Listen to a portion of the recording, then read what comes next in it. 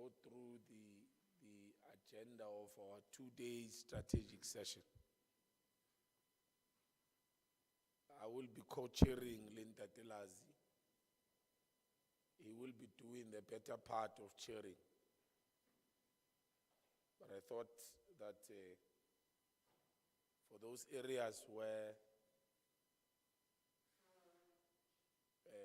requires political authority,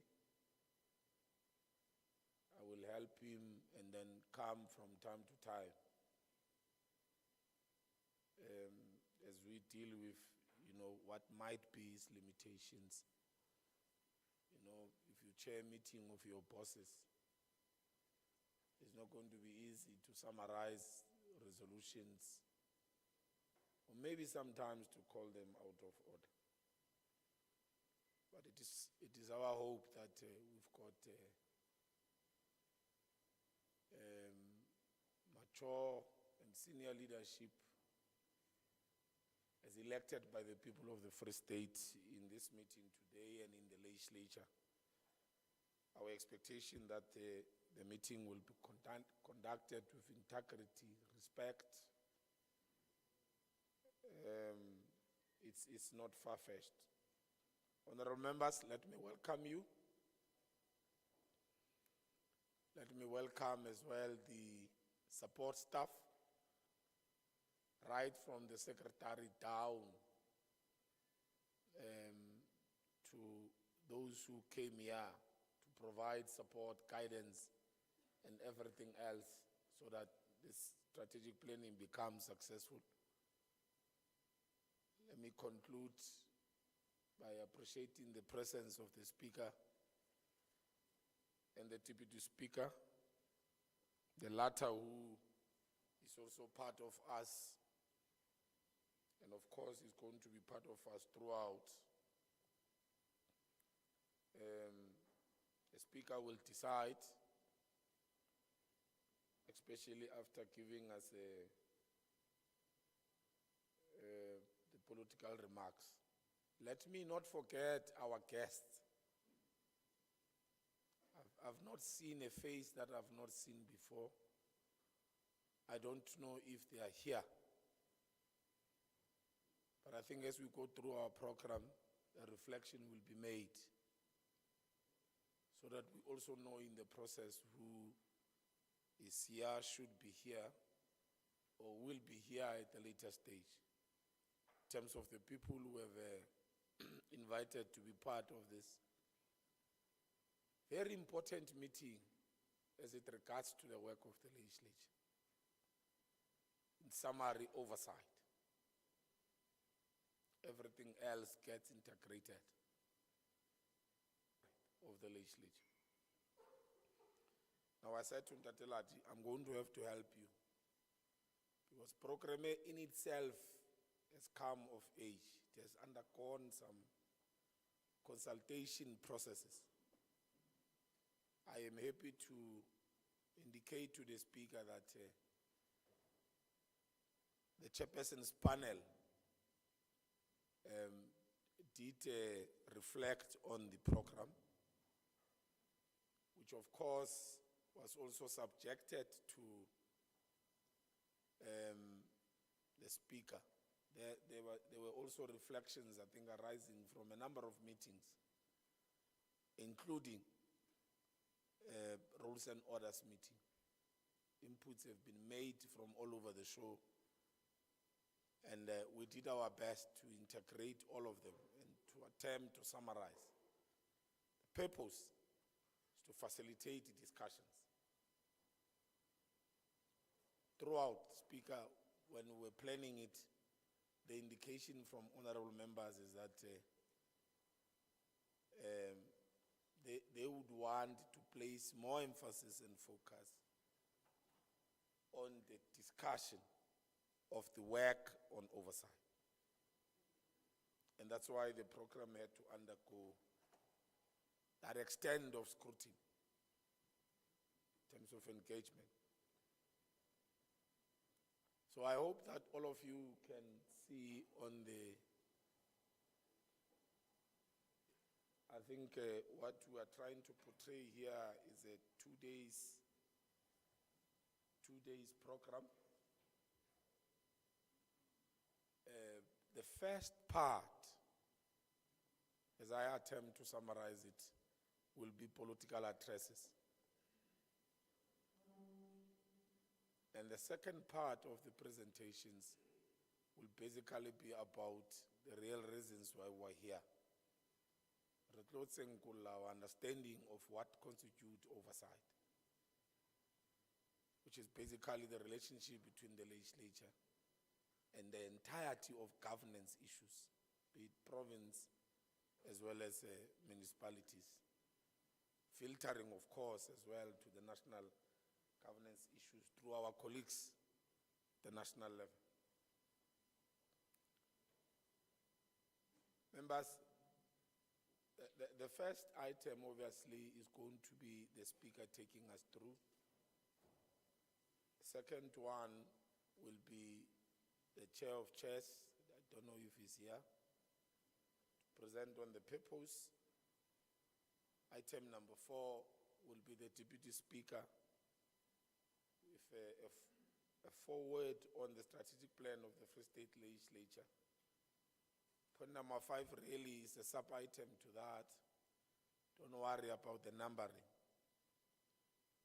because it is the deputy speaker who will then take us through, and then we'll obviously take the meeting through, who will take us through the technical aspect of the strategic plan of the legislature. The National Parliament has been invited. I'm sure indications and confirmation will be made to take us through the sector oversight model and committee support for effective oversight and support system.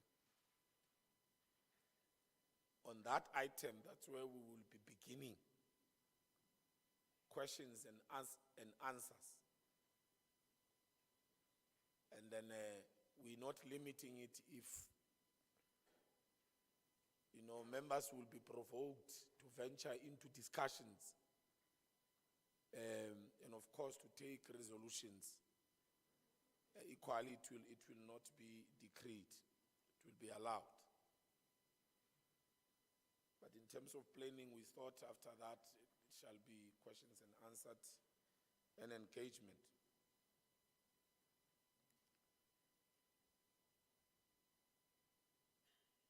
And then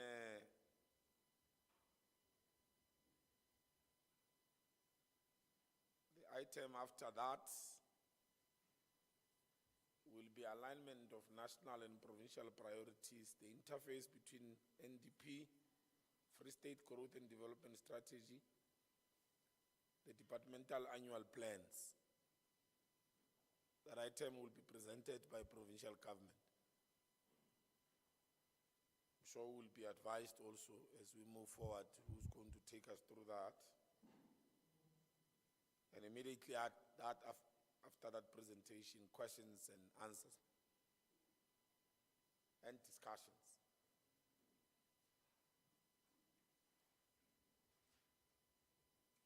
Patelazi will correct me there if I commit some errors. The item afterwards will be risk management report. The risk on oversight functions by portfolio committees. It will be done by the internal audit of the Free State Legislature. What I've read, is it both first and second day? All right. It is a 2 days program. Don't worry about quarter past and the tea break. The chair has got that authority and you must allow him to exercise that power, which will be myself. We are not here for that. If you want engagement, or I think it must be a 13 past, not 12 past, talk to the chair side. This is the conduct, the reason why we're here. And I said I'm going to open for members to adopt this program.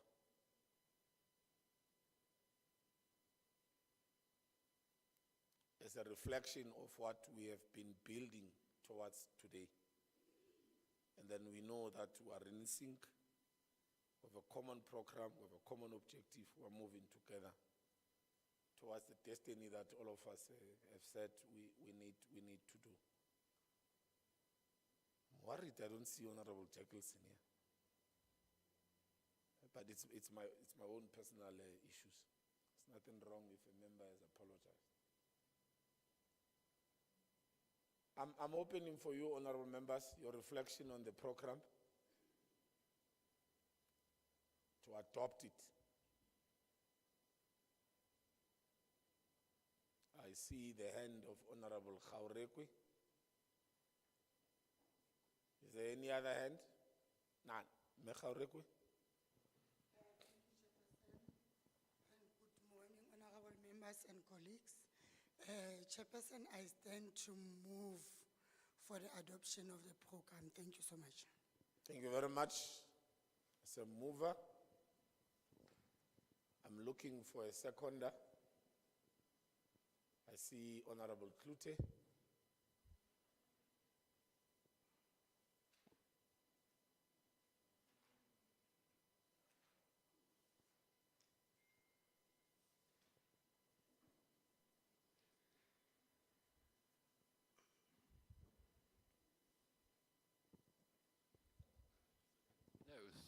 Thank you, Chair of Chairs. I second it. Appreciated. Nearly committed an error. I should also have recognized the Chief Whip of the Legislature. Whilst himself a member of the committee, but he is whipping all of us in the Legislature, so I needed to make that. Thank you very much, honorable members and everybody else. This was kickstarting the beginning of our meeting. Let me give to, no, I wanted to give to Ndatelas. Maybe this one also I must take it.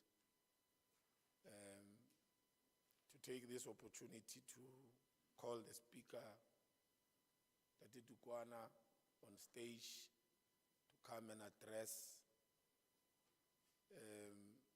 the portfolio committees of the Free State Legislature about the task that he has given to them. Speaker, good morning and welcome. Thank you.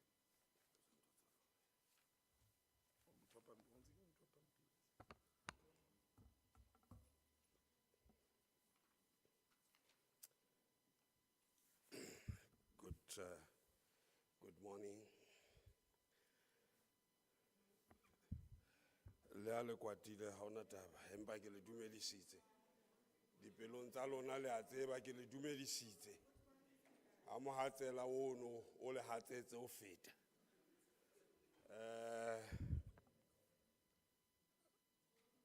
the Deputy Speaker, the Chair of Chairs, the Chief Whip, all the members of the Legislature, the Acting Secretary of the Legislature and Management, and the leadership of the institution, kaofela lona dumelang hape. Ya khola utlwile le ha ke sebe ke re hape ke na le emphasis ya ho hatella. I realize Honale Matata, the animal farm is in play in this house, it's cold, we have one heater, and then the location of the heater demonstrates that all animals are equal, but some are more equal than the others. I thought that it will be strategically located, man, at least, ofitela zedi ndibete mare ki ye mona. The gamane haona batho ba fumana haona nix gamane. So I guess ke manga na yetsa ntwe. Ona nna no tla fumana race.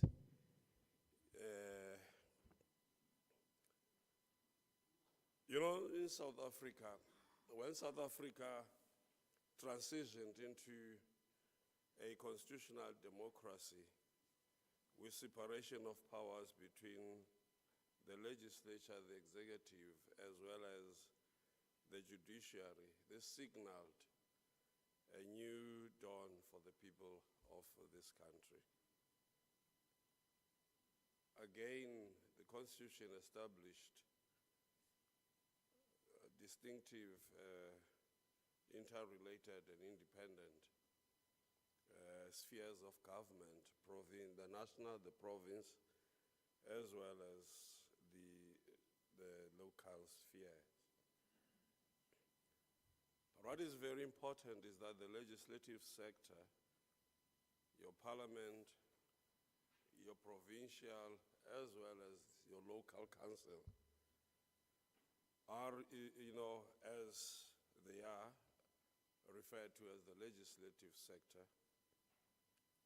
It's required and is regarded as the guardian of democracy and the institution that must shape and give meaning to democracy. As elected representatives of the people, the parliament, the legislature, the council, the local council, are the link between the electorate, the citizens, and the government. I always emphasize the fact that people do not elect the executive. They do not elect the mayor, the president, the premier. People elect the members of the legislature. They are representatives. And these representatives may come from different parties. When they contest for power, and they sell what they are capable of doing and what they intend doing to the electorate. And the electorate make a determination. And in our case, we have a legislature that has 30 people. And these people are all elected as members, representing different interest groups and interest in our people. But when they come together, they become a legislature. It is not a legislature of different parties. It is a legislature of the people. The unfortunate part is that once we get into the legislature, we identify ourselves as ANC, as DA, Freedom Front Plus, EFF, Mkondo Wesizwe, and ACT. And the legislature has no such definition. It expects that these members of the legislature would work together in the interest of the people who have elected them.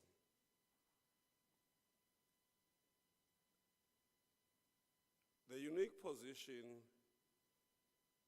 presents these members with an opportunity to be change agents through their representational, oversight, and legislative roles.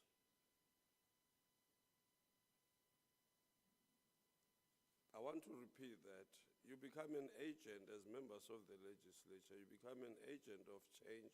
You choose to be an agent of change through your representational, your oversight, and your legislative roles that you play. Oversight and accountability are constitutional requirements in all these spheres of government in South Africa. As the legislature, we have a constitutional mandate of providing public services.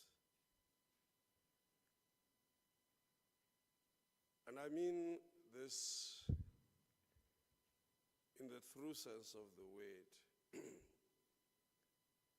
that it is through our work ensuring that government does what it is supposed to do, that our people receive quality services and all others.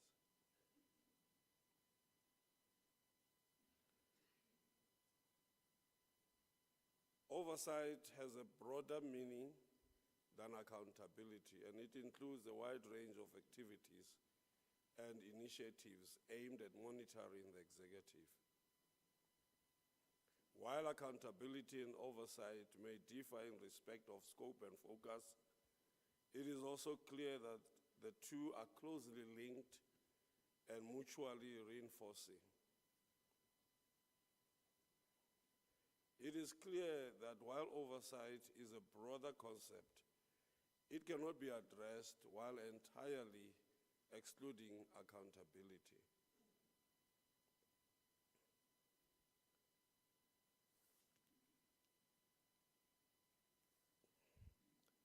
Parliament has decided on the model that they use for oversight and accountability. And I think as we engage, we will look into that. But I just want to emphasize that oversight is an important governance function and ensures that proper systems are put in place to safeguard the prescripts of the Constitution. That is our responsibility as this institution. The concept of oversight contains many aspects, which include political, administrative, financial, ethical, legal, and strategic elements.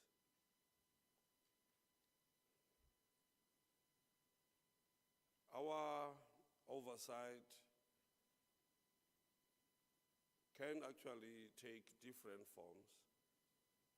One, it could also help us to detect and prevent abuse, arbitrary behavior, or illegal and unconstitutional conduct on the part of government and public entities.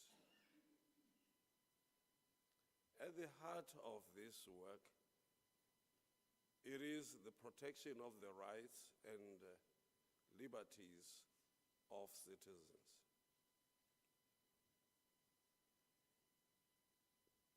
To hold government to account in respect of how the taxpayers' money is used, our accountability mechanisms must help us to detect waste within the machinery of government and public agency. And that will help us in ensuring efficiency, economy, and effectiveness of government operations. The other element is also to look into the policies announced by government and authorized by the legislature that they are actually delivered. This function includes monitoring the achievement of goals set by the legislation and the government's own programs. That's what I see happen every time, especially in the PROPEC, that you would be measuring, looking at what government has said will achieve and identified all these other achievements or intended goals they wanted to achieve. And I've seen that if they have 20 of these, we will actually be checking whether it is done and done and done and done. It is not done, and therefore you are not effective. But what is lacking in the whole process is the effectiveness Let me make an example of what we need to look into as an institution. We are excited and we are happy that the matric results, the Free State is leading in the matric results. But our failure to interrogate the stats is actually not helping the country at all. Let me make an example. I'm not using the correct stats here. I'm just saying, how, as an institution, do you feel when you are receiving a report that says the Free State has received 85% pass rate? And members of the legislature accept that without questioning. 85% of what? You are dealing with 85% of those who sat for the exams. But you are losing an important element. In grade 1, you have 20,000 new learners coming in, as an example. 12 years later, sitting for the exams, you only have 11,000 of the 20,000. What happened to the 9,000 that as members of the legislature, you do not take into consideration? You ignore this very important element, and you're only looking at that percentage that's set for the exams. But you've got almost 9,000 people, young people, who have been lost in the system. The question is, where are they in the system? And this is a burden in our own society because of our failure as an institution to really get into the bottom and make sure that we understand exactly what we're talking about. So the legislature has to make a decision of what role it wants to play. If we are true representatives of the people, the interest of the people must actually be your concern. It must not be the interest of your own political parties, but the interest of the people you are representing. You need to look into this reality and ask yourself a question. For instance, the constitution of the country speaks about respect and dignity of the people. In your responsibility as members of the legislature, if, for instance, as the Free State Legislature since 1994, what role as the institution playing accountability and oversight role have we played in ensuring that the people of the Free State are treated with respect and with dignity, and that dignity is returned to them? And this comes in many different forms. How they are treated in public institutions, in the legislature, using, for instance, many of the laws that we have, one of them being the petitions. You see, colleagues, I don't think we really appreciate and understand why our laws allowed for the petition to be included. Petition, by its nature, is actually a call for openness, a call for transparency, a call for active participation of the people in their own affairs. So it's not just about a complaint that I have as a citizen, asking you as an institution to deal with, but actually it is that role that we must be playing as this institution. We complain that there is lack of trust in government. The question is, as an institution, yours is not to do, it's playing your role. Have we played the role?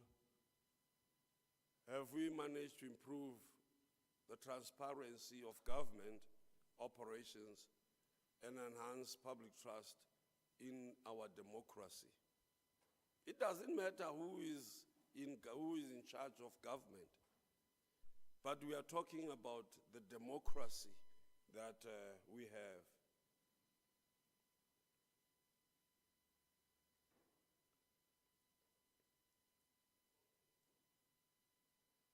We are regarded as the guardian of democracy.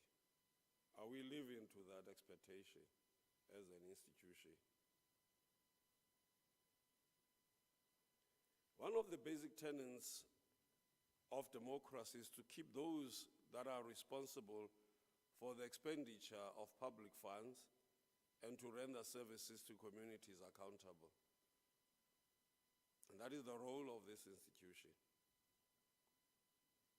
The Constitution, therefore, mandates legislative organs of state to scrutinize and oversee the actions of the executive and any organ of the state. Accountability is important as it inspires officials to act in the public interest. Unfortunately, lack of accountability gives those in power and those in charge of the public purse and institution carte blanche abuse to abuse state resources for their benefit. Now, local government in South Africa is characterized by many challenges reflecting weak oversight. The impact of ineffective and inadequate oversight and accountability has demonstrated the disastrous outcomes for societies that are recipients of government services, especially the poor who rely heavily on government services. The delivery of services is slow and money is wasted on projects which do not benefit communities.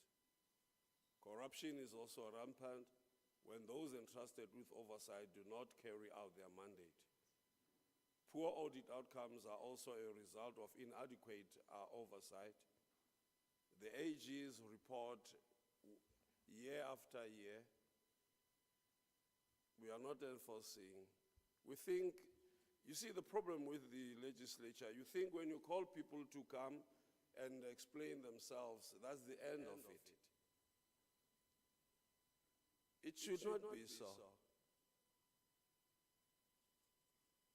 How do you explain a situation where years after years, departments will not receive a clean audit? Municipalities will not receive clean audit, and they will come before the PROPEC and explain, and the following year they will do the same, and the year they will do the same, without any action to enforce and make sure that there is consequences. That is the role of oversight and accountability. It's not only to ask questions, but to enforce consequence management in ensuring that you play that role and that role is effective.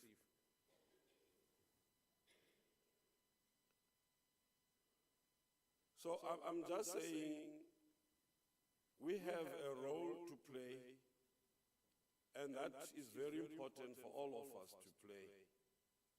Without that role, there's no point of having this institution.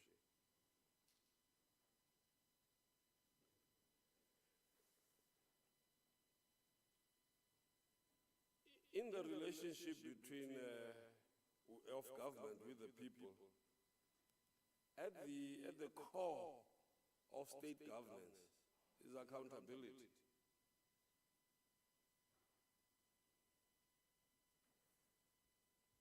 You see, one of the very important elements is civic engagement.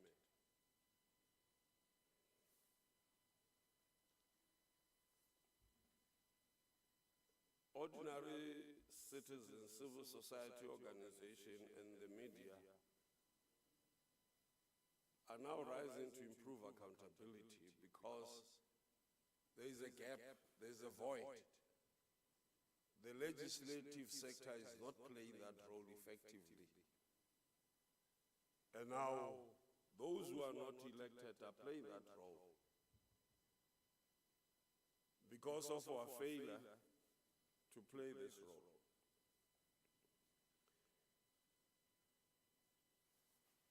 There have been studies that have been made, that the challenge is because the same members of the Executive Council are members of the legislature, and that has an impact in how accountability and enforcement of oversight happens. But ours, that has taken the Westminster system. We need to look into how others have become very effective in dealing with this, so that we do not just allow the fact that as a member of a political party, you then abdicate your responsibility as a representative of the people. And instead of serving the people, your interest is protecting the party than serving the people.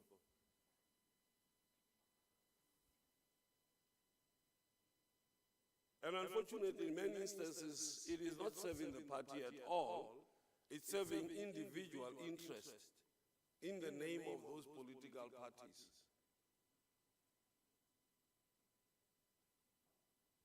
So, the institution has to look into this very seriously and take a decision that is very important. As we deal with the functions of accountability, that should include to enhance the integrity of public governance in order to safeguard a government against corruption, nepotism, abuse of power, and other forms of inappropriate behavior. That is why you are elected as members of the legislature. That is why our Constitution has made it clear, in order to avoid abuse of power, you elect legislatures. You elect parliamentarian, legislator, and parliamentarians and councillors.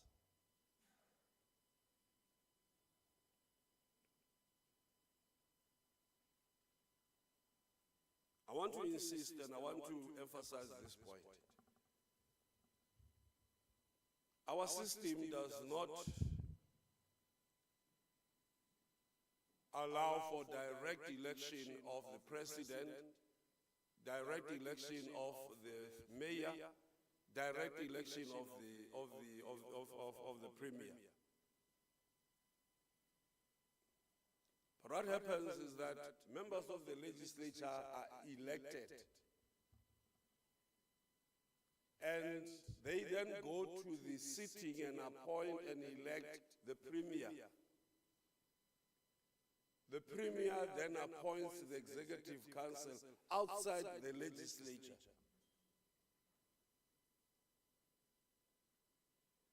So the people believe that those that we have elected are these. The legislature must account.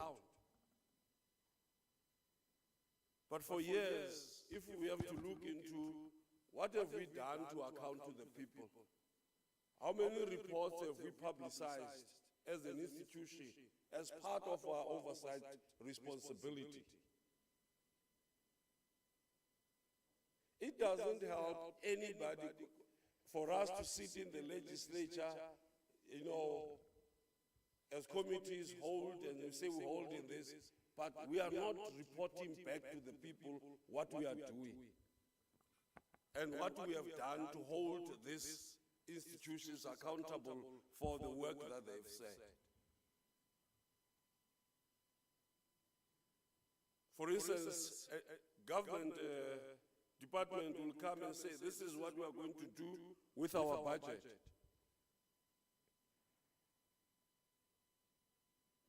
And throughout the year, we are not following up this process and begin to identify challenges that are going to arise at the end.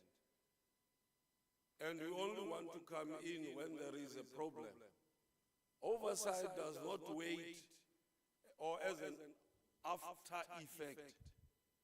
It has to happen throughout so that you know exactly what you are doing with the resources. This is the same way in a smaller scale in the family. If you have the budget and you determine what the budget will be and how many that day in the family, you now work it out and say, this is how we're going to deal with our earnings, our income in the family. And then money is used. I use money, and then mid-month, we have a problem. We don't have money for other essentials in the family. That becomes a problem. It actually gets into the core of that family, and it affects the family negatively. So it is only when there is clear accountability and communication in the family that we know exactly what is happening. We're not waiting for the year end. Every day we know what is happening. How we using the money. But you would have those in the family, acting as this macho, who will not allow himself to be held accountable for Mosebetsi wa hae. This also comes into the public arena when you believe that you cannot be held accountable. And the institution fails to do that. It's bullied to a level where it is afraid to do what it's supposed to do. At that time, many things happen. Failure, services are not delivered, and people suffer. And our democracy is abused. So we need to deal with this issue.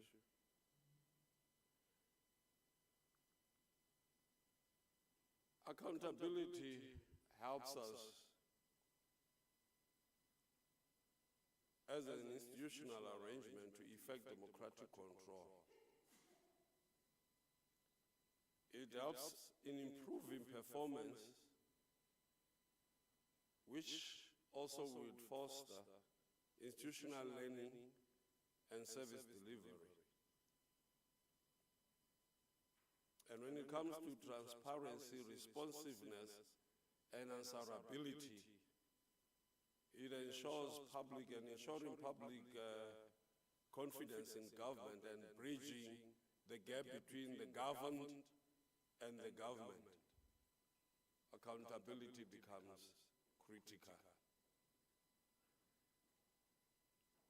So,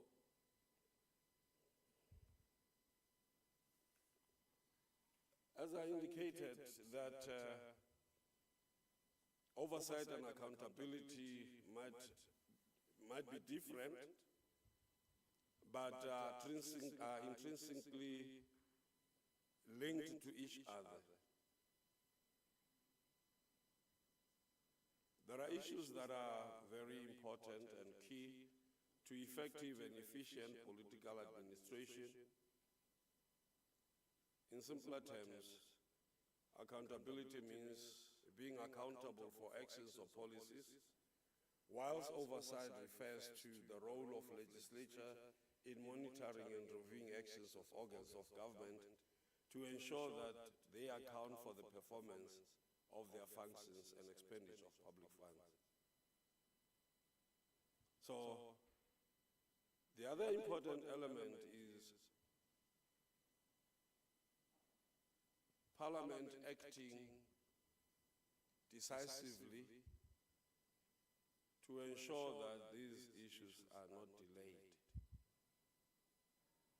So, I just want to say it's very interesting that the committees have decided that it is very important to have this. And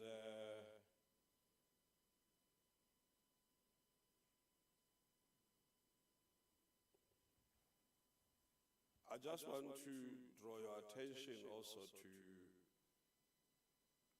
Section 1D of the Constitution, that from the onset it clearly lists accountability, responsiveness, and openness as some of the values that the South African government is premised on.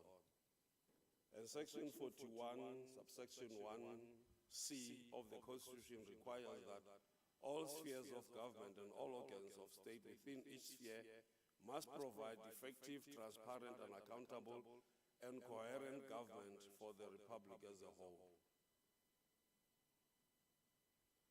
And Section 43 of the Constitution establishes the provincial legislatures as the legislative authorities within the provincial spheres of government, and the municipal councils as the legislative authority within municipalities. And Section 55 and 114 of the Constitution assign the legislative sector the responsibility of ensuring that all executive organs of the state are accountable. Then they are accountable to the legislature.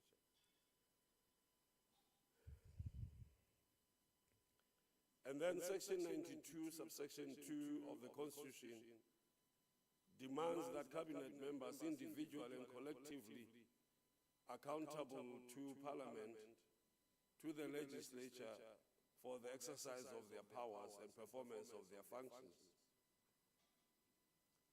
This, therefore, colleagues, means that the legislative sector, the Free State Legislature to be specific, is compelled to maintain oversight over the executive arm, and the municipal councils are responsible for ensuring oversight and accountability at municipal level. But also, using the Municipal Structures Act and Municipal Systems Act and MFMA, the legislature has a role to play in holding these institutions accountable. So we can't run away from this responsibility. We have to take this responsibility seriously, and we must ensure that the legislature, the Parliament, and councils, using different portfolio committees and committees, are able to hold the executive in different spheres accountable. So they have to work together. Government introduced the DDM model.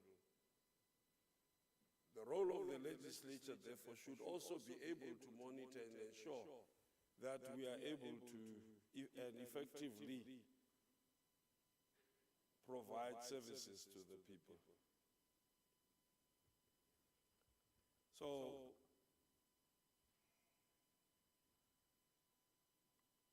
I just want to draw all of you as I sit down, the mandate, the constitutional mandate of provincial legislature, which is clearly spelled out in terms of Chapter 3, Section 41, 1C, Chapter 6, Section 114, subsection 2, Section 118 and Section 133, subsection 2, and 133, subsection 3B of the Constitution. According to Section 114, 2, a provincial legislature must provide for mechanism to ensure that all provincial executive organs of the state in the province are accountable to it, and to maintain oversight of the exercise of provincial executive authority in the province, including the implementation of any legislation and any provincial organ of the state. This section empowers provincial legislature to hold provincial executive authorities and provincial organs of state accountable and oversee their actions to ensure sound governance and effectiveness. Failure to do this results in a situation where our people suffer, and we would have failed in our constitutional obligation as this institution to facilitate public involvement in the legislative and other processes of the legislature and its committees. If we fail to engage our communities and empower them to be actively involved, you see, it's easy to say public participation. Public participation without public education is useless. This is demonstrated by all of us going and having public participation in terms of particular laws or legislation that we intend passing. We do not also help them understand why this legislation is important and make them understand so that once they are fully informed, they will be able to make informed decisions. So we are actually turning our people into cattle. We want to tell them, and they must follow what we want them, and they don't participate fully armed in order to be citizens that are responsible enough. So we are failing as this legislature in terms of public participation and education. We are not doing our work properly in terms of holding the executive accountable. We are failing in our responsibility to act as members of the legislature and making sure that we make the Constitution a living document that brings about a better life for our people. So this is very important for us to re-examine our roles as an institution and to ask ourselves difficult questions and deal with these issues. And that would help the people of the Free State live a better life. Thank you.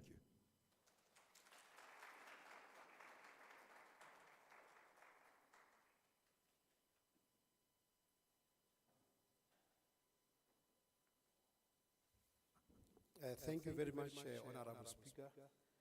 The Chair of Chairs as well as the Honorable Speaker have set the tone for us to start now with this session. So it means now the match has started.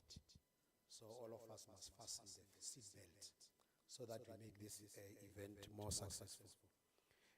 Before we could go now to the Honorable Speaker who will now be setting the pace. Honorable Deputy Speaker, Honorable Ndunga. We don't want to make yesterday's mistake.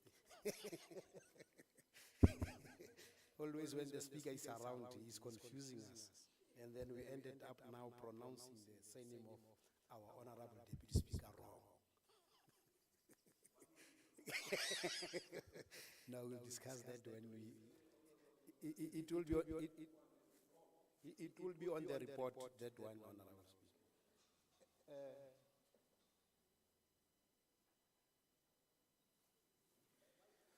So that by the time when we start with our program, we do not have to go back. I will first start with the house rules that all of us will need to observe. The very first one, which is very important, is that our ablution facilities will be outside. When we go out, we just turn left, it is this side. So here at the back, so whoever will want to use the ablution facilities will go there. The second one is that we will want to keep everyone present here today warm, meaning that when we arrived here, this place was very cold. So in between, you will see that there will be some heaters that we are going to bring so that we keep the venue warm.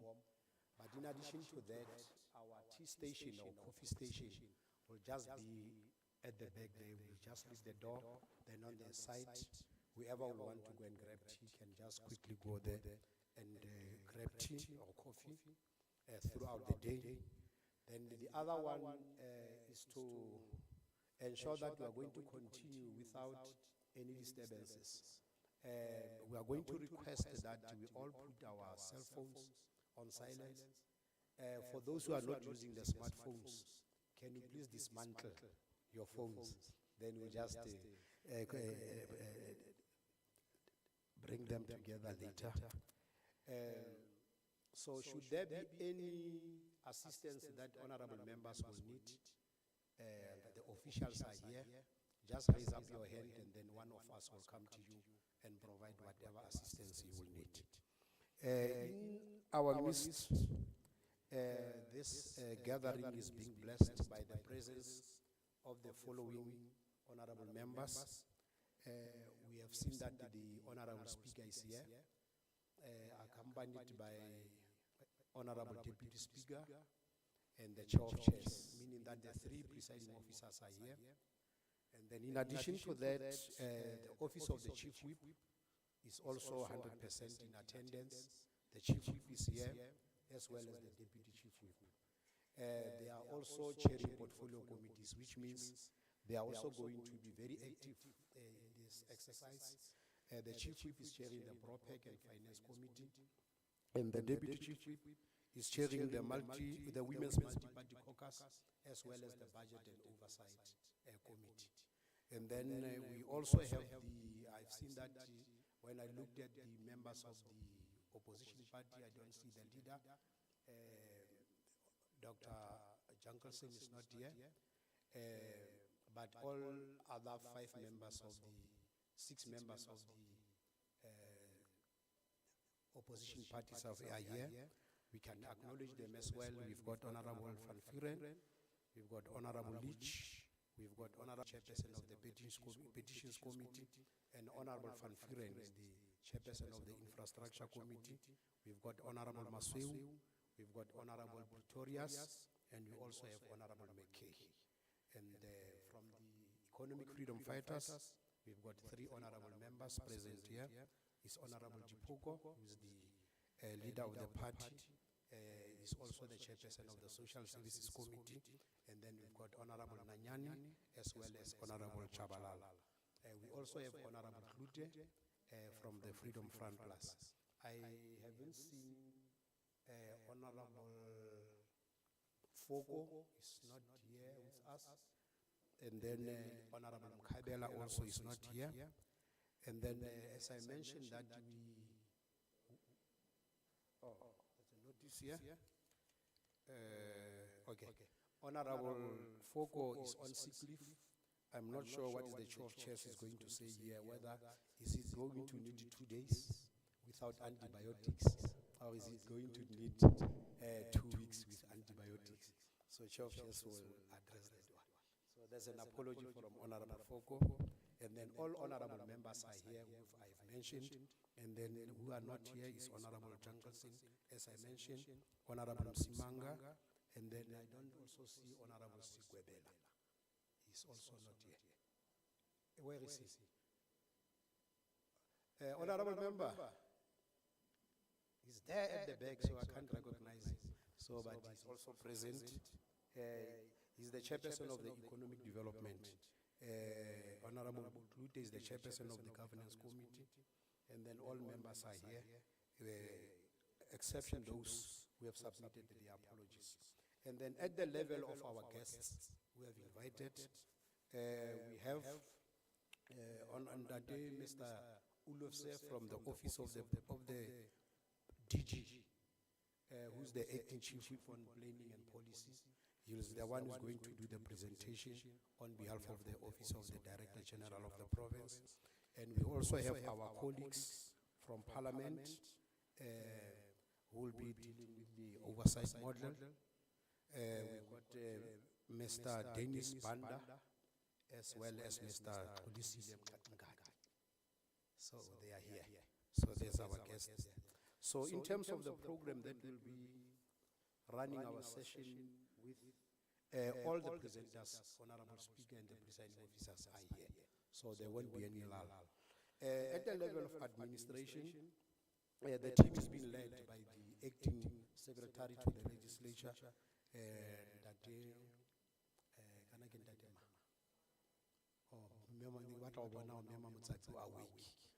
Stephen Mabala. He's here. You know, you mustn't talk alone. You must allow people also to give their say. Menondumo is also here. Nodumo is also here from the monitoring and evaluation unit of the office of the premier. Is with Mr. Ulofse. And then, as I said, we've got Ndade Stephen Mabalani, our acting secretary. And then from the secretariat level, we also have our acting deputy secretary, Meko Nisefo. And then we have our CFO, Ndade Yugo. From the management side, we've got Ndade Dagana, we've got Ndade Rue, we've got Ndade Mulelekwa, we've got Me Mamutsapi, our acting editor, Hansat editor. We have Me Ramutiba Pahlani, our acting director, legal services. And then we've got our chief audit executive,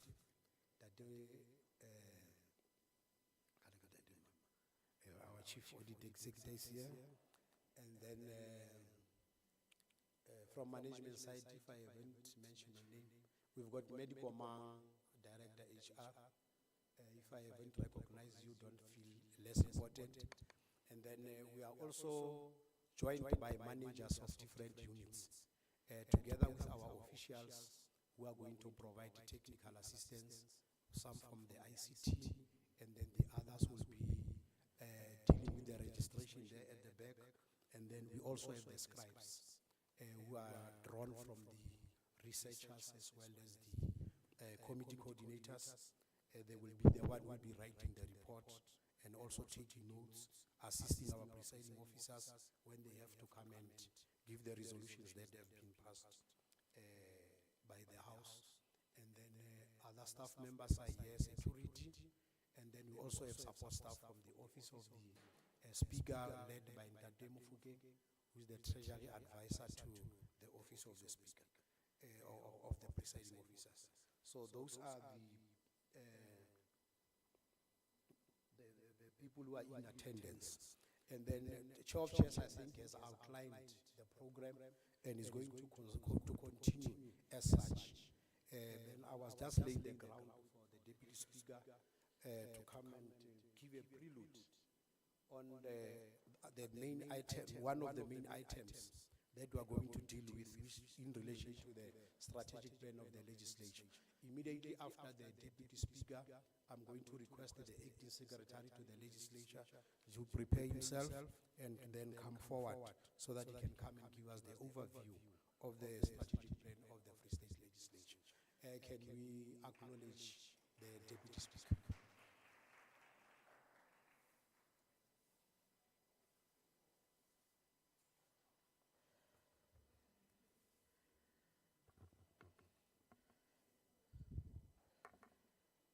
Thanks, Program Director, Ndade Lazi.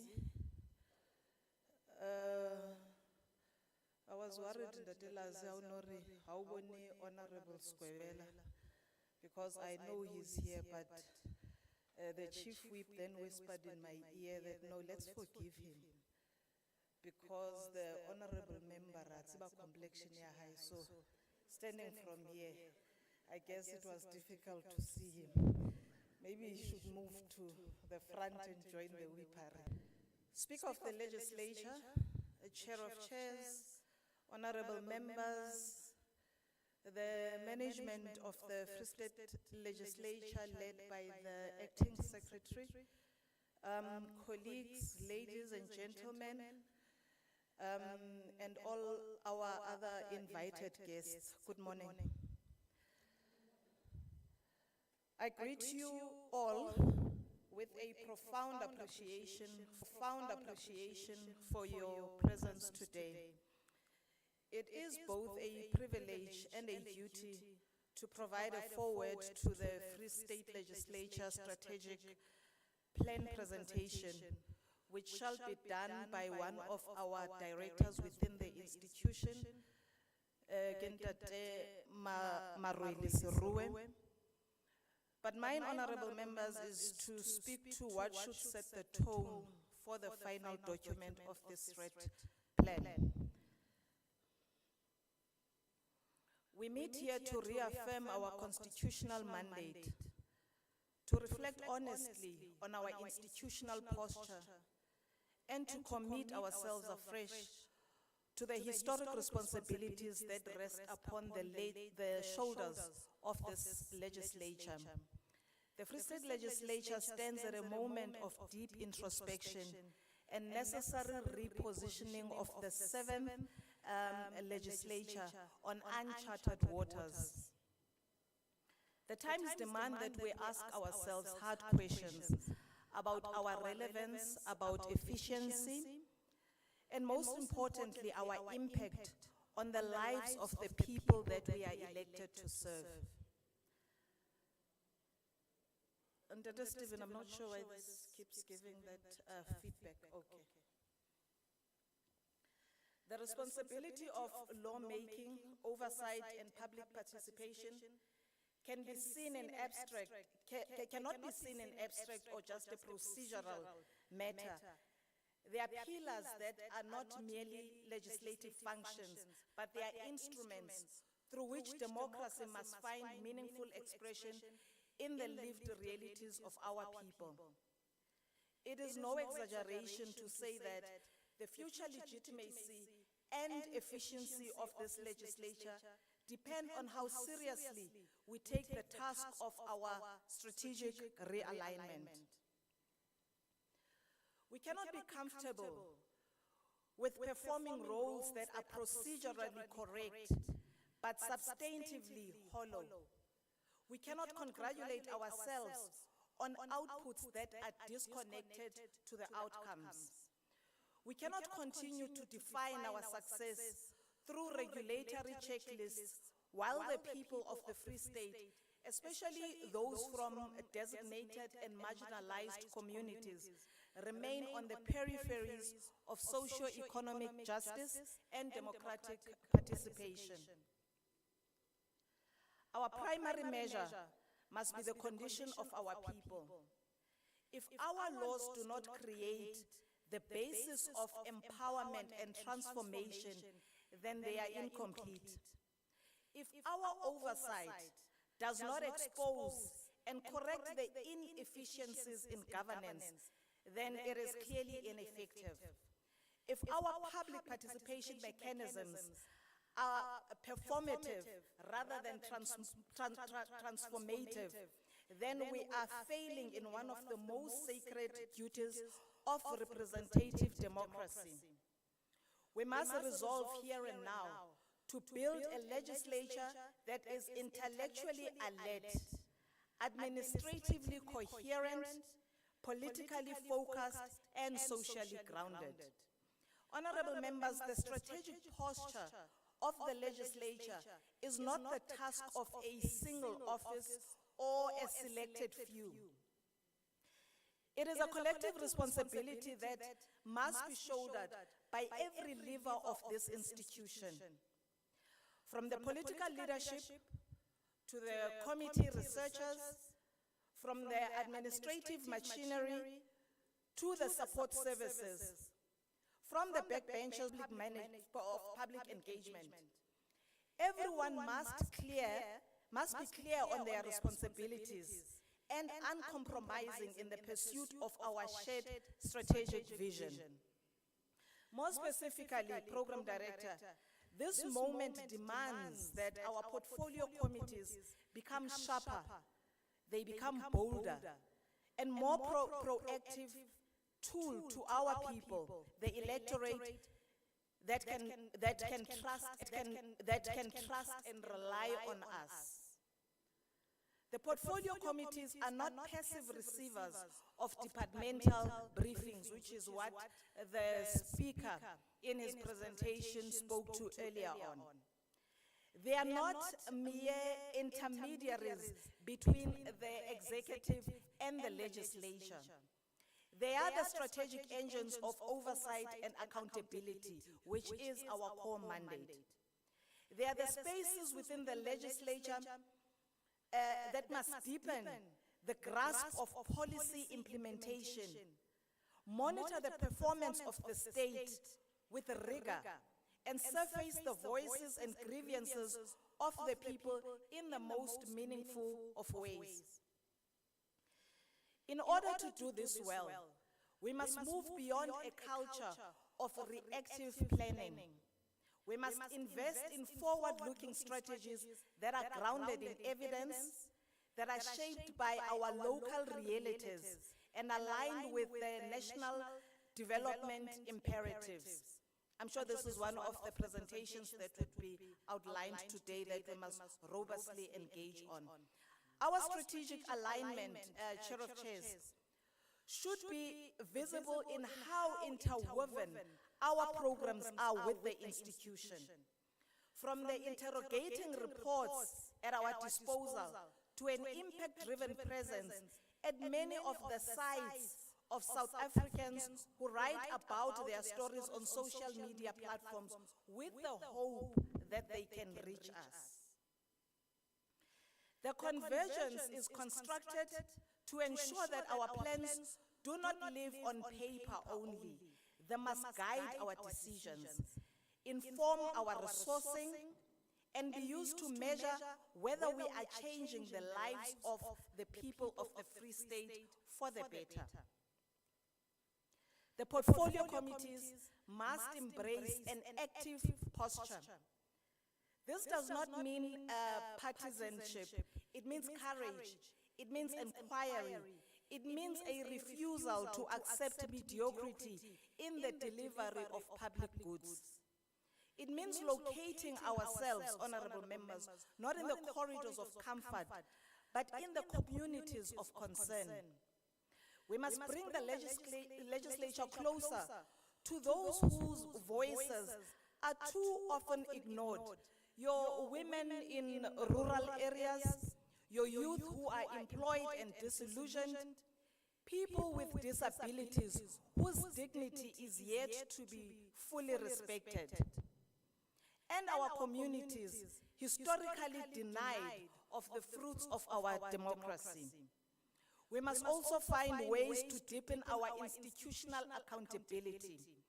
The performance of this legislature must not be judged solely on the number of bills that we passed or the number of meetings that we would have convened. These indicators are important but insufficient.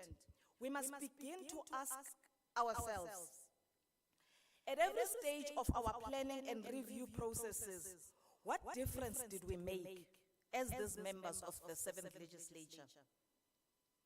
Who did it benefit? Who was heard? What structural injustices have we assisted to dismantle? This strategic planning session is then an opportunity not only to chart a path, not only to chart a path forward, but also to take honest stock of where we stand. We must engage with our data, with the voices of our constituencies, and with the performance reports that tell us what we may not always like to hear or want to hear. In doing so, we must resist the temptation of political comfort. Let us not plan on slogans. Let us not account in just generalizing. Let us hold ourselves to the highest standards because the people we serve deserve nothing less. Colleagues, I also want to urge that in all our deliberations today, we do not lose sight of the principles that must guide our work.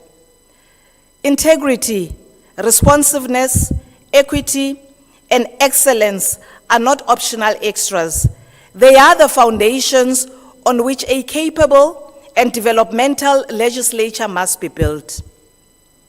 We must ensure that our institutional culture is one that values professionalism.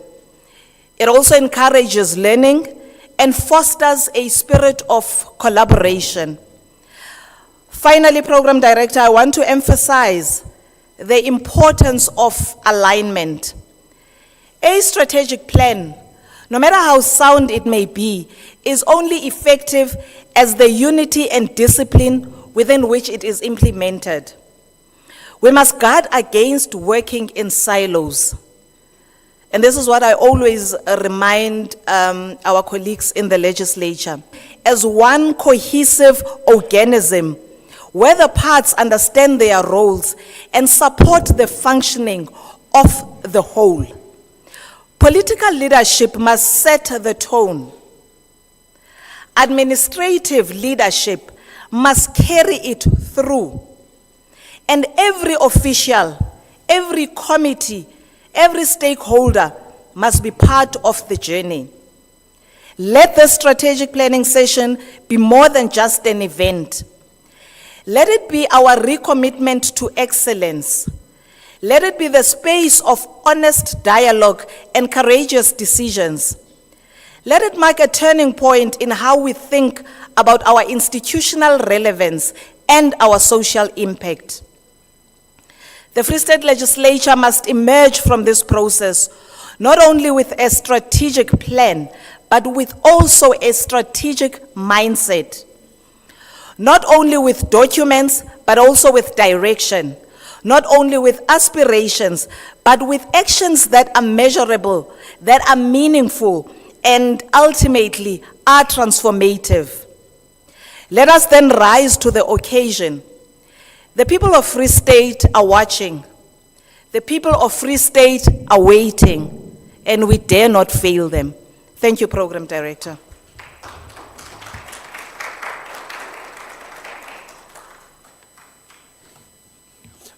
I thought you will give that acknowledgement until she reaches her states. Bajela, Deputy Speaker. Yeah. Thank you very much, Deputy Speaker. I think you have already set the tone now. You have just mentioned the most important things that I do not want to go much more into details, but it's going to be important that I share them. The last one, which is very important, is the teamwork that you are requested to start practicing at the institution. And then the nice collaboration that must exist between our honorable members and the officials. Remember that they are going to hold us accountable, but we are responsible to ensure that everything that the institution does, it does that to contribute towards our national, from the agenda of our democracy. And then the Deputy Speaker, if I also have to sum up what you said, you are saying our resolutions are not like a New Year's resolutions. It means we must stick to them until the end of the financial year. Shouldn't be an event, but it must be a process, which I think it goes together with what the Speaker said when he said the oversight must be continuous. It mustn't be an after effect. We need to do it throughout. And then you also emphasize that we are a team, meaning that when we are a team, we all have to enjoy the success together. And then you must also take the blame should things not go well. Of importance, Speaker, there are principles that are normally mentioned, which are related to what we said.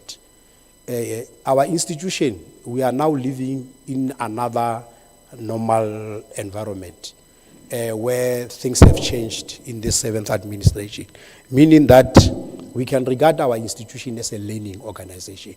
Certain things that are confronting us are unprecedented. So we need to be innovative and creative in ensuring that we achieve whatever that we are going to set as the institution, including everyone who's also a player here. The 5 principles normally that are being mentioned when we deal with issues of a learning organizations. One of them is around the systems thinking. That when we think, let us think systematically. The car can be there, but if it doesn't have a petrol or a diesel, it won't move.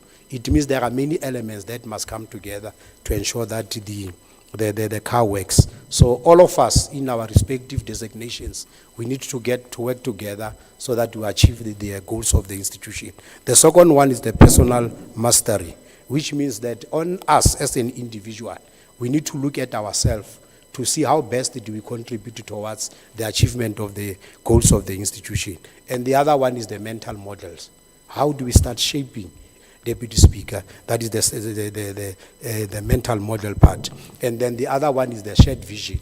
If the institution has got a vision, do we all rally behind that vision in terms of our individual work as well as our collective work? And then the team learning. Whoever knows something, please take along those who do not know anything so that we grow together as a team. Don't be there and become selfish, the silo mentality that we are mentioning, Deputy Speaker. We need to dismantle that and ensure that we work as a team and ensure that together we drive the institution to achieve what we want. So those were the few words, Deputy Speaker, that you said, which I think when I'm summarizing that up, they reflect on what you said, which is good also for the well-being of the institution. So we'll be going to another item.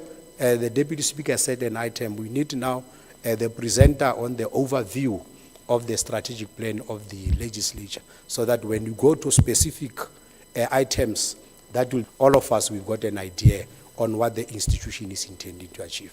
Over to you, Acting. Thank you very much. Can we acknowledge the Acting Secretary to the Legislature?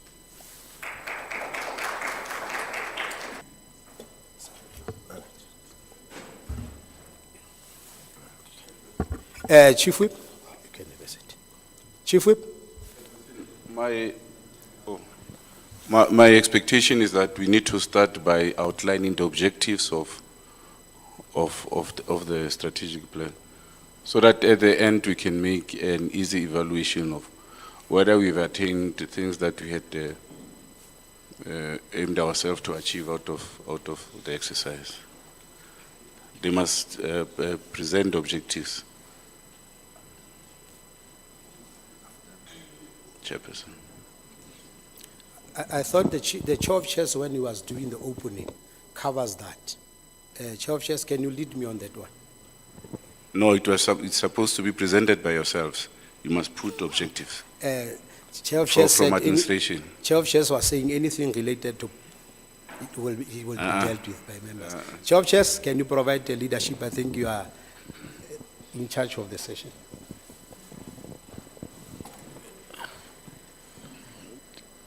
What is the expectation? At a session where we're talking about a program. Chief Whip.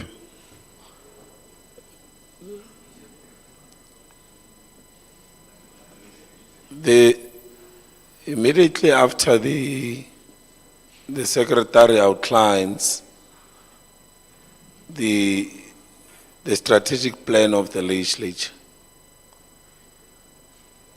the Chair of Chairs is going to assume the stage and chair the presentation to enable discussions and resolutions. Before that session is opened,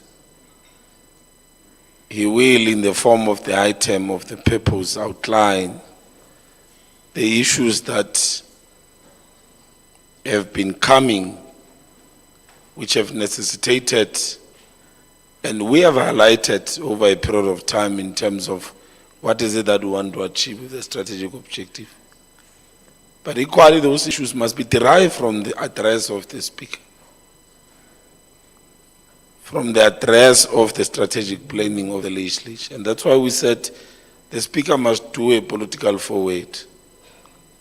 But we don't have an item which says these are the objectives of the strategic planning. And we had avoided that because we don't want to forecast the thinking of honorable members. Out of these presentations, the assumption is that there shall be discussions. Which discussions are undertaken by members of the committees? The staff, support staff that is here, will be providing support as and when it's necessary in terms of advice, highlighting the issues on our part as we take the resolutions. So I want to plead, Chief Whip, that let's proceed. And immediately after this presentation, any other thing that comes will be for discussions. In fact, starting with this item, questions for clarity, discussions for purposes of deriving what should be, of the strategic plan. Thank you. Sorry.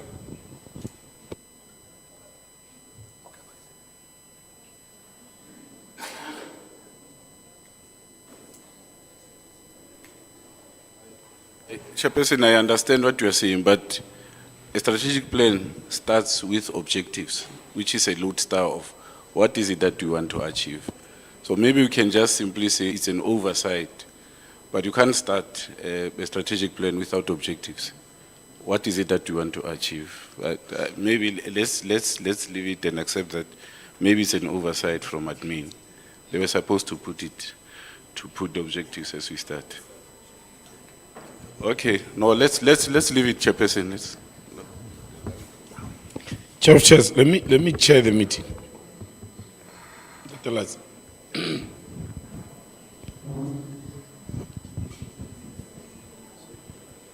We were, Honorable Khoban, we were deliberate to open a program for discussions. Nothing can be oversight. Unless it's an oversight on the part of all of us honorable members who are here. You adopted that program, Honorable Chief Whip. No. Honorable Khoban, you must allow honestly that we facilitate a successful strategic plan. There's no fundamental difference in what we're saying and the plan as adopted. I said, immediately after these discussions, I'm going to start for questions and answers. Before that, there will be a reflection on the issues that we've been flagging out throughout. Members will be reminded of those issues, which you know. Now, it's another, if you had an expectation that a document shall be presented here, which says these are objectives. No, we didn't do that. That's why we said adopt a program. Had the issue been raised there was support staff will retrieve a minute and bring that document and present it here. So it's not an oversight in a sense that the objectives are reflected in all these presentations that are going to be made. If you wanted them to be detailed, that we didn't do. So please let's allow the Secretary to summarize the Free State Legislature strategic plan. We don't want a thorough presentation. There's a political forward that is details to details. What is it that was resolved around? Because we've appreciated that there should be a relationship between the Free State strategic plan and the committee strategic plan. What precisely how to deal with might be a dichotomy between the two to address that. So thank you. Let's proceed.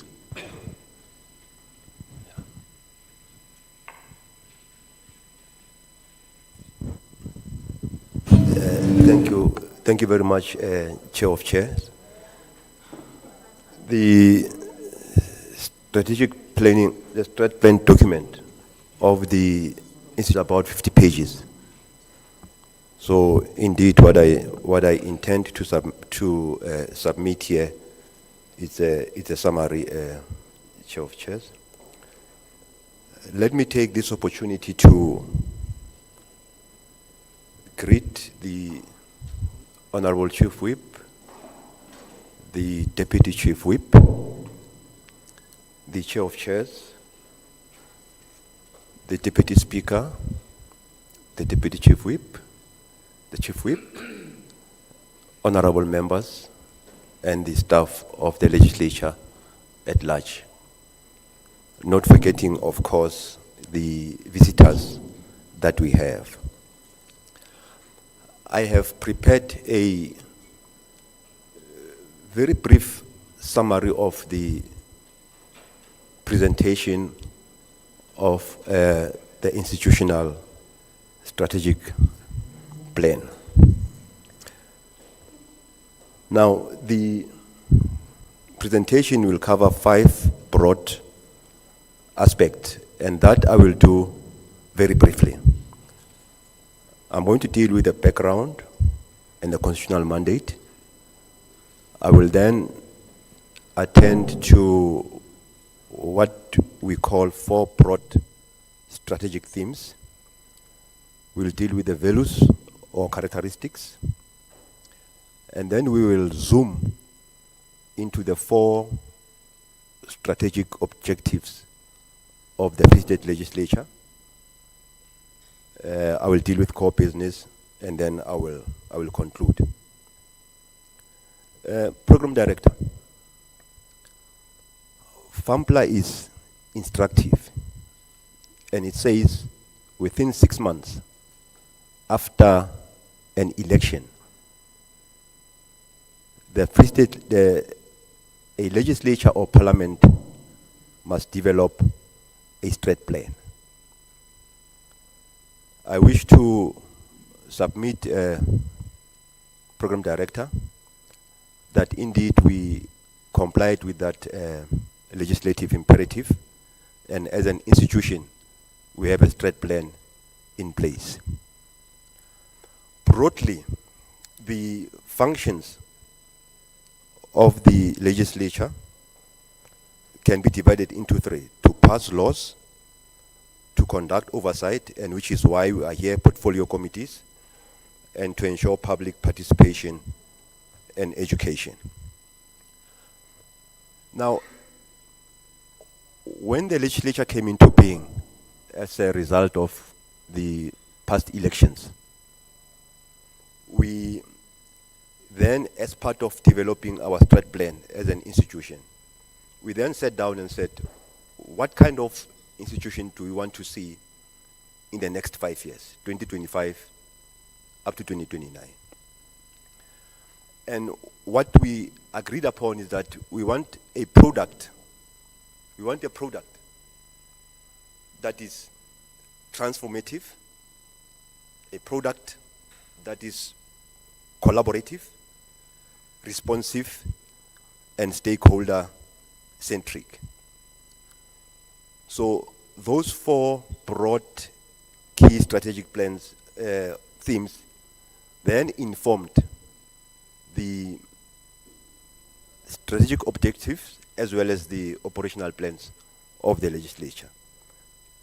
Transformative in a sense that it must transform itself and society into a better society and institution. Collaborative in a sense that the legislature is not an island. It must collaborate with the sister legislatures in the country and across the globe. Responsive, it must respond to the needs, challenges, and problems of society. Their view being to make the Free State a better place for all its citizens. And lastly, it must be stakeholder-centric. It must prioritize the people of the Free State. So those were the 4 broad key strategic themes that informed the development of the Free State Legislature's strategic plan. We then sat down and said, in order to be responsive, transformative, collaborative, stakeholder-centric, what characteristics do we need? Firstly, in terms of employees, who must ensure that we achieve these broad themes, but also in terms of the legislature itself. Let me indicate, Program Director, that all this information is in our strat plan document. And some of the values or characters that we identified was that we need to have employees who have integrity in order for them to be able to execute their duties. We need to have employees who are loyal to the Free State Legislature itself, and more importantly to the Constitution, which is the foundation of the legislature. We need employees who are committed, and employees being the drivers of the implementation of the operations to achieve the strategic objectives. We need employees who are committed. We need employees who prioritizes batho-pele. Or who prioritizes batho-pele. The legislature must conduct its business in a transparent manner because it represents the people of the Free State. And to the extent that they can't always be where the legislature members are, it must be transparent. People must be able to see from wherever they are across the province, what is it that the legislature is doing. We said that the staff must be respectful, not only amongst themselves, but also in terms of how do they relate to members of the public, and more importantly, to the honorable members of parliament. We then said that there's so much hatred in the world.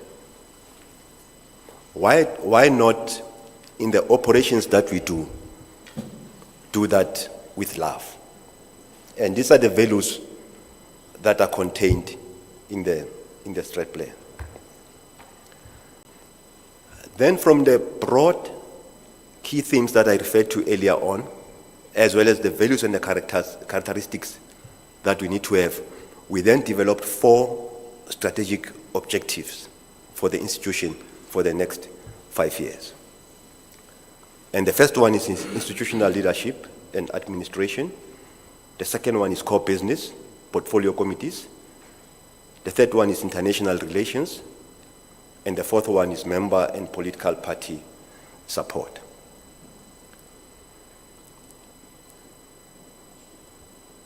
Our thinking was that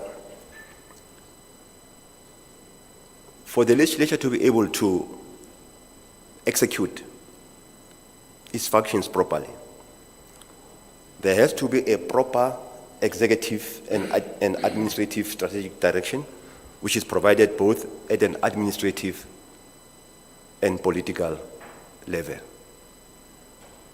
Insofar as strategic objective number 2 is concerned, which is core business, we then said that the portfolio committees have to exercise effective oversight.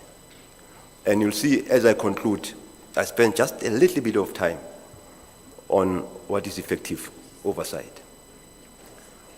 We then concluded, insofar as strat plan number 3 is concerned, international relations, that the Free State Legislature is not an island. We live within a global environment. We are able to see immediately or instantaneously what happens in the Oval Office, and therefore to that extent we must play a meaningful international role in terms of contributing towards the discourse internationally.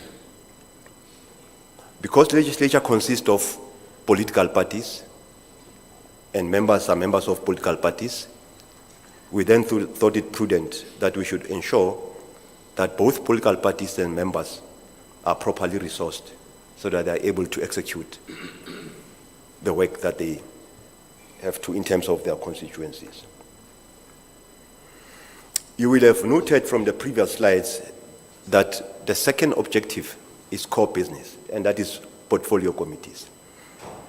Our strategic plan, our strategic objective there is to ensure that portfolio committees conduct oversight over the executive on the implementation of government programs. What we have observed from the AG is that when they conduct an audit, and I don't know if the AG is already here, program director. Okay, they will come tomorrow. But what they have done, they have transitioned in their audit process from just producing numbers to what they call impactful audit. What impact does the audit process have on the society? An MEC stands up in the House and says, in the next year, I will build 5 schools. 3 months towards the end of the year, only 1 school has been built. Is it possible within the 3 months to build the other 4 schools? If not, what has the portfolio committee done to ensure that as the month passes by and the schools are not built, that the MEC is held responsible? And that is what is impactful or effective oversight. The observation is that the MEC will say, I will build 5 schools. Come end of the year, no school has been built. Only then the portfolio committee will come and say, the MEC has not delivered. I think the outcome of this threat plan must say, how are we going to make sure that the executive is effectively held to account without overreach? And maybe that's where the example of the AG has to be taken into account of impactful audit.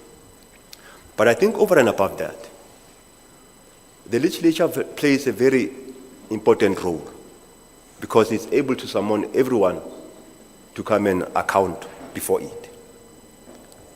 But the people of the Free State,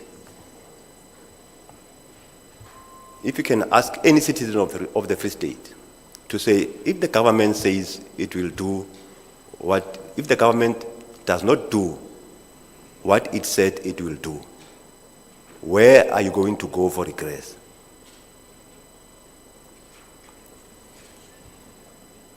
They will tell you that they will go to the public protector, they will go to the courts, they will go to the AG, they will go to the SIU, they will go to the Hawks. The Free State Legislature will feature there at the bottom. So I think it's about time that the role of the portfolio committees is elevated to the same level as the public protector, the courts, etc. Because the functions that the portfolio committee performs are more or less equivalent to what the public protector is doing. And what is advantageous is that the portfolio committee members are very close in terms of their functions to the executive. Lastly, Program Chair, what this strategic planning session must do. This strategic planning session must reimagine committee work to make it bite, in quotes. Thank you very much.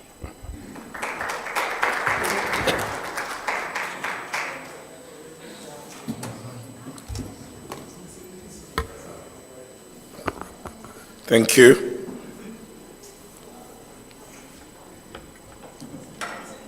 Honorable members, we are going to call colleagues from National Parliament to come and make a presentation on the sector oversight model. But before they come to the stage, let's attempt to highlight in a very summarized fashion what the Chief Whip was saying should be done at that particular time. And now it's a very huge document. I think I'm going to try and summarize. Because I think we've had about 3 presentations now. And if you listen very closely, they were dealing with some of the important issues about the objective of the strategic session.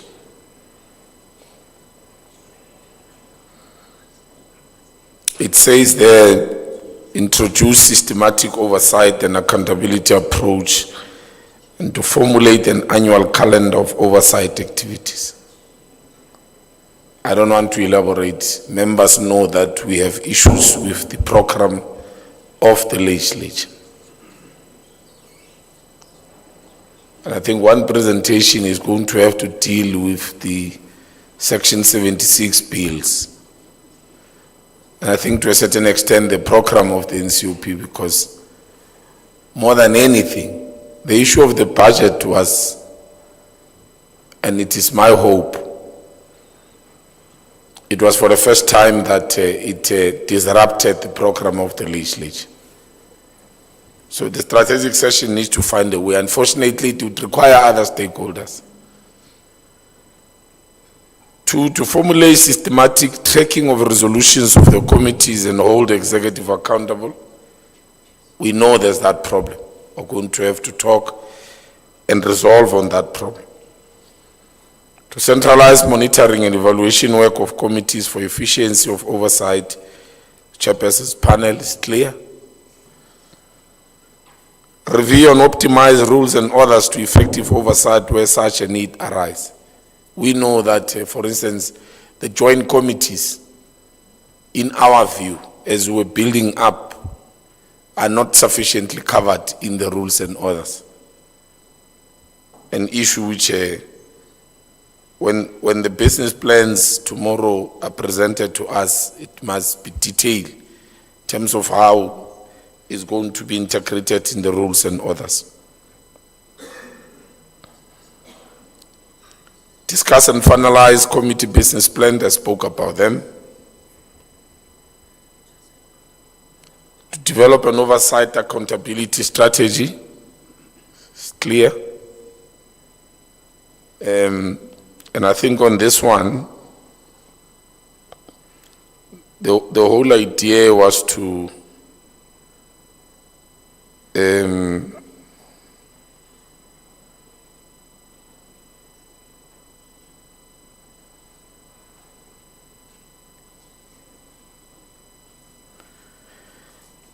I think it's also clear in itself, the strategy on oversight. Deal with all the issues of process.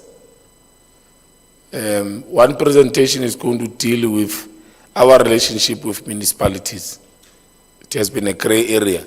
There must be clarity around it.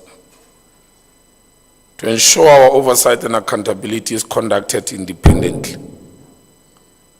We said the strategic planning is going to have to engage and decide around the issue of the Premier's office being the one presenting the appraisal work of provincial government and probably municipalities. When in fact we've got internal capacity in the form of researchers in the committees. Maybe an issue also of how that capacity can be strengthened, so that researchers are then seized with that responsibility.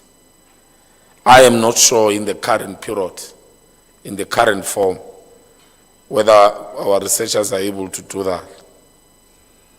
So that in one committee meeting, we don't get the presentation from Premier and we get it as well from our researchers. One presentation that says this is the performance of a particular department in a particular quarter.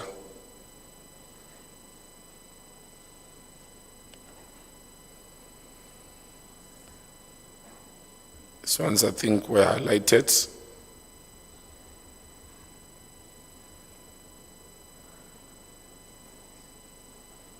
Budget of the committees. There will be a presentation by the CFO at a later stage that deals with financial and resourcing, personal resourcing of the committee, the entire support system of the committees. The rest of other things, I think, is the things that we know. The Speaker also, a little bit touched on it. 3 administrations asked provincial government one question throughout, and the answer remains the same. The inability for us to trace the oversight work that was done in the previous administration, the legacy work. And I think that's why part of what we had to agree about as a build-up is that by December this year, we must adopt the program for next year, so that the legislature is also able to start early. There was that issue which was passionately raised, and there's an understanding that we are going to have to do that. So that even as we regard the legacy work, we provide sufficient time to go to details of the oversight work, so that we don't repeat that work. The relationship between the NCOP, Parliament, and the provincial legislature. For instance, yesterday in PROPEC, the chairperson of the PROPEC, the chief whip, said, I think appreciating the issues about the special economic zones, we're going to have to go there. And this year alone, we went twice with the Committee on Economic Development. How do we reconcile that work? Let alone that this work might have been done from the previous administration, including by Parliament. NA was also there. And then PROPEC is going to go there. Portfolio Committee on the Economy is going to go there. And in 1 year, the task oversight by different role players have been there about 3 times. How do we reconcile that? So we need to be able to deal with such, take decisions in terms of how this work will be synergized and, of course, to achieve impact. Over a period of time also, we've been talking about the issue of the site visit. We are going to have to engage it and take a decision so that it defines a common approach. Are members allowed to do individual site visits, or site visits are done by committees? We had to make a very dramatic example at some point. But let's say at a particular school, for instance, an example is that child which was kidnapped from a school. All of us as members of that committee will be doing a four-lane visiting that particular school. In itself, it has got potential to disrupt, let's say, general service delivery. And it would pertain to a school, it would pertain to a hospital. Of course, committees must also do an announced visit. How do we do that? Taking into account this issue, that the intention should not be to disrupt governance issues, particularly areas which are sensitive like your schools. I mean, you budget a clinic and then you expect that you must be given a standing ovation by nurses who must provide services to the people. How do we do that? How do we respond to such issues?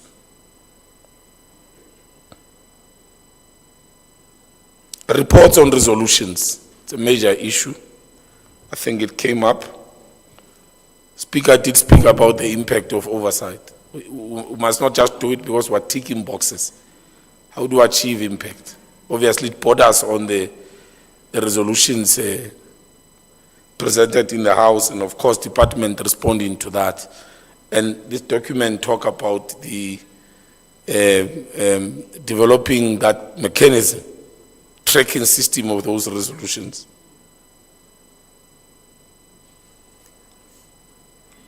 So I think in summary, it is those issues, honorable members, without wasting time. We're just attempting to tick your minds, because I know that every committee meeting, every chairperson's panel, including programming as well as rules, we've always been saying, let's refer everything else to the strategic planning. So that's what we were saying, Chief Whip, that we'll make that small reflection without being instructive in terms of how members must handle these issues. And honestly, we did not want to present this document as it is, because I said to those who were helping us with preparations, these supposed to be issues arising from members in the course of them doing their work. We've been able to pick up many issues, and it is those issues that we want to resolve about today. So colleagues, please allow me. We are going to open for questions and answers and thorough discussions. And maybe as we take your advice, Chief Whip, about areas where there might be an oversight, the purpose really was that we need sufficient time for engagement. This program was very long and tight. We had to fight, me and Deputy Speaker, and say, colleagues, we hear you. But don't run another induction on members. Members want to engage and define the space called oversight, owing to the new conditions that we all know in terms of our country, that I don't want to waste time unpacking on those. So please allow me to invite Date Banda from National Parliament to take us through a presentation on what the speaker spoke about, government approach on oversight. And then, owing to our conditions, then we can ask questions, we can get answers, and then we can thoroughly engage from this presentation. All presentation from now, it will be engagement till the end of our strategic session, for the time that members will determine, as from today as well as tomorrow. Our plan is that we'll be reasonable in terms of time. Tomorrow, somewhere around lunch, we should be done. If we are not done, we are proceeding, so that we provide ourselves that sufficient time. Thank you very much. Tate Banda, the stage is yours. Steve, do I just... Welcome, Tate Banda, please. Do I just pull it?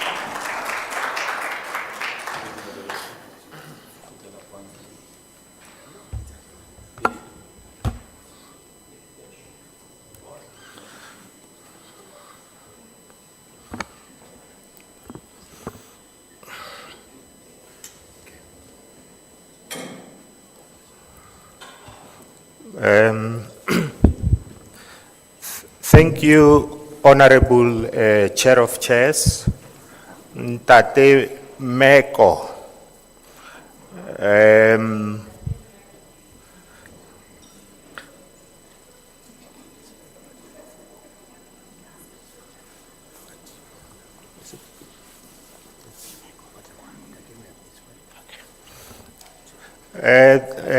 The Speaker of the Free State Legislature, the Deputy Speaker, honorable members, all honorable members, protocol observed.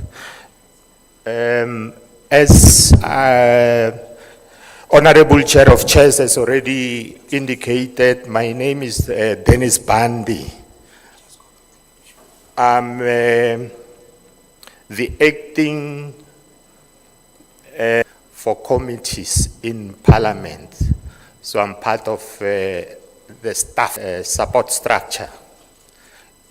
I must indicate right up front that you had invited my boss, who is the division manager, Mrs. Rashida Beck. Unfortunately, Due to an urgent family commitment, she's unable to join us. So what I'm presenting, hopefully I'll try to reach a level and capture what she was going to share with you. The idea is to share how we approach oversight in Parliament, and also hopefully after sharing in this venue, we will have an interaction with our counterpart staff members who are involved in supporting honorable members. I'm not alone. I am with Mr. Mgachi. Mr. Mgachi is also part of staff. He's a unit manager focusing on the finance cluster. But he also has an area of specialization on strategic planning. So it will be quite a useful resource to this August occasion. And on those brief remarks, we feel honored to be part of this occasion. My focus, we have been requested to focus on the strategic plan of Parliament. I'll just give an overview of the strategic plan of Parliament in relation to oversight. As you know, the Constitution enjoins Parliament and provincial legislatures to conduct executive. That is a key area of oversight for both of us. As I was seated listening, I was saying to myself, the kind of challenges that were highlighted are the issues that we grapple with in Parliament.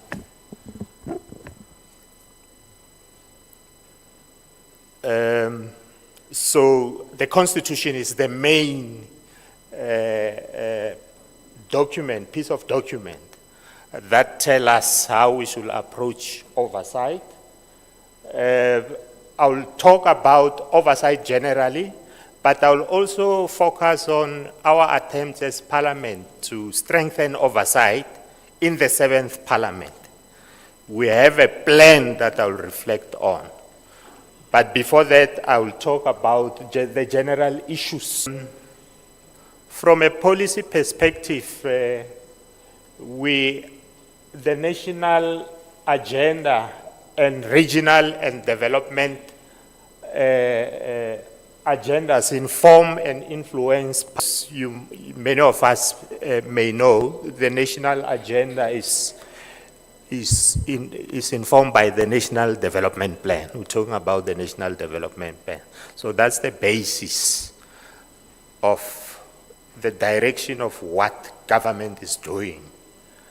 We also have bullet number 3, the medium-term development plan, what we used to call the medium-term strategic framework. The new concept, the document is called the medium-term development plan, which informs, it reflects on the 5-year strategy of government. So oversight, our oversight over departments from a committee perspective, even from Parliament's perspective at large, will be informed by the targets and indicators that appears in the medium-term development plan. Government says, in the next 5 years, we hope to achieve these targets. So the entire institution of Parliament and the committees will begin to focus on the specific areas that are encapsulated in the plans of the departments and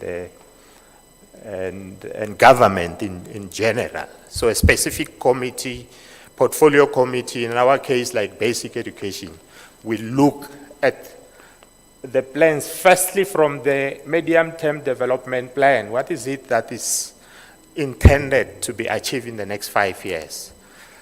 When the committee looks at the strat plan of the department, the first thing that strat plan speaks to the medium-term development plan. Similarly, when they look at the APP, the focus, the APP as we know is an annual plan. The focus will be to check whether, or to the extent to which they are addressing issues as encapsulated in that 5-year plan. In terms of our oversight, or rather measures to improve oversight, beginning beginning in the 7th Parliament, the current term, looked at the NPC assessment of the medium-term strategic framework for 2019 to 24. They assessed the weaknesses of the framework. So we have looked at the content of that assessment. Briefly put, they say the framework was too broad and was not adequately aligned with the NDP against implementation. So we have a keen interest in that and try to see how far the current MTDP is addressing the NDP. It's part of the oversight that we're doing. Beyond this, there's also been, we acknowledge that there's been significant progress recorded in ensuring basic services are made available to citizens. However, we also observe that several key NDP targets were missed. So as part of the oversight. And these relate to the economy, youth governance, and social cohesion. It's part of what informs the committees, the portfolio committees in the National Assembly and the select committees in the NCOP. Okay, we have already suggested that our focus is on the NDP, and it's actually a refocus. There was a period that we almost overlooked this document. We're trying to go back to the document. We also, I had earlier honorable members that spoke talking about transformation. So it's part of the agenda of Parliament as well, focusing on achieving national development outcomes from a transformative point of view. In terms of the outcome, which you also refer to as objectives, our main focus is in relation to oversight, is increased government responsiveness and accountability by strengthening oversight over the executive. If you go to the strat plan of Parliament, this is outcome number 2. And it's central to the focus on oversight. Now, from the 7th Parliament, we took a dedicated step to improve oversight via the development of the oversight priority plan. To improve, basically to improve oversight. So I will reflect on some of the features of this oversight priority plan.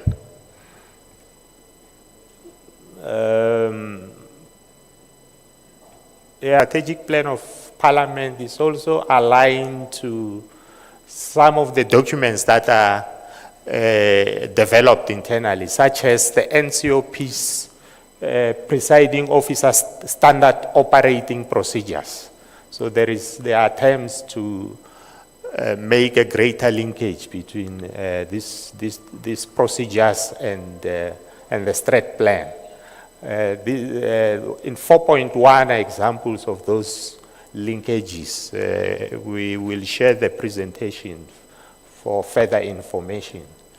I'll move to the next slide.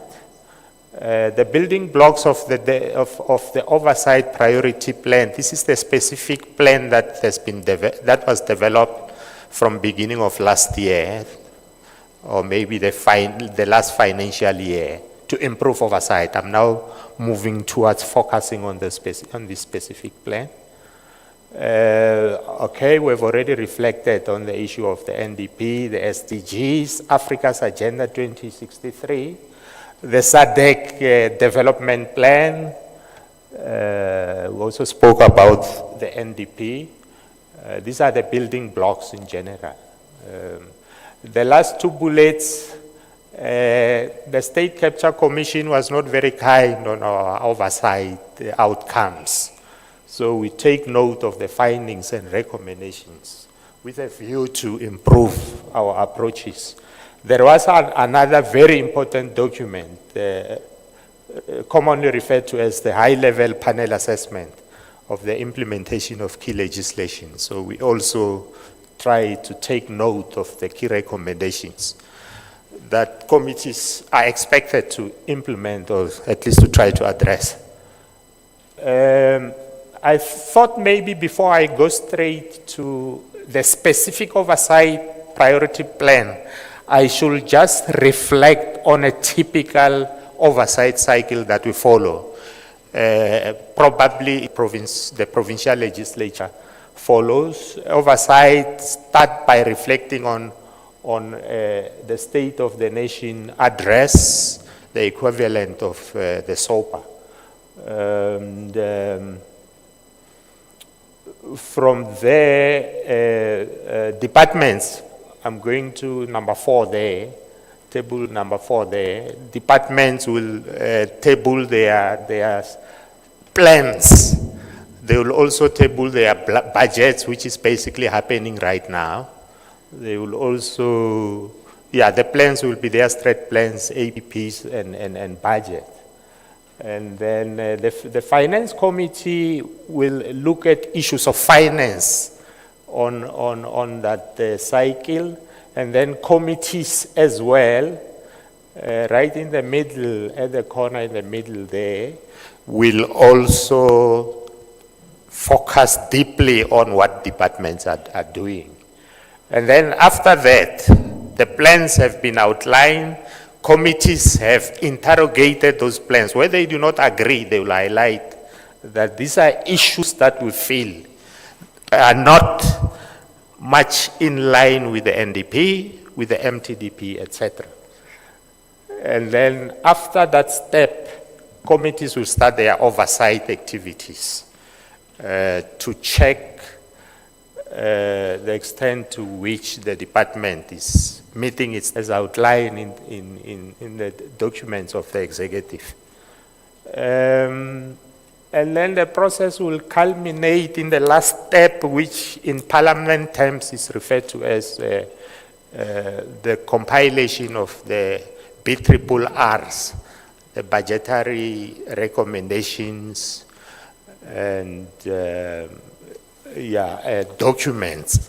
This is simply an analysis of the department's annual plans, but also, annual plans, but also looking at the oversight undertaken by committees throughout the year. And based on all those activities, the committees, in particular the National Assembly committees, will come up with recommendations on the way forward for the following year, focusing mainly on budgetary issues, but also on non-financial issues of service delivery. So this is the typical cycle that we have been using all along. I thought I should just reflect on that cycle. Now back to the plan that was developed last year. Let me indicate that the plan was developed by a multidisciplinary team comprising representatives from the committee section, from the Budgetary Office of Parliament, from the Research Unit of Parliament, which is separate from the committee section. So it's a multidisciplinary team of staff who came together to reflect on issues that are raised at the strat plan, to reflect on issues that are raised at the national level, and come up with a plan which we'll share with the legislature. The themes that have been identified in the plan are as highlighted there, 7 themes. Amongst others, access to basic services, economic development, development infrastructure, service delivery and accountability, safety and security, climate change, and foreign policy. I'm looking at the sub-themes. On the extreme left, you have the themes. For example, theme number 7 is international relations. The document will suggest what is it that we should do in relation to international relations. This is a step that was taken last year to try and get committees to focus on specific issues that track the achievement of the NDP target. I'll move. So, for example, all committees in the social services will focus on theme number 2 and the kind of issues that are highlighted there.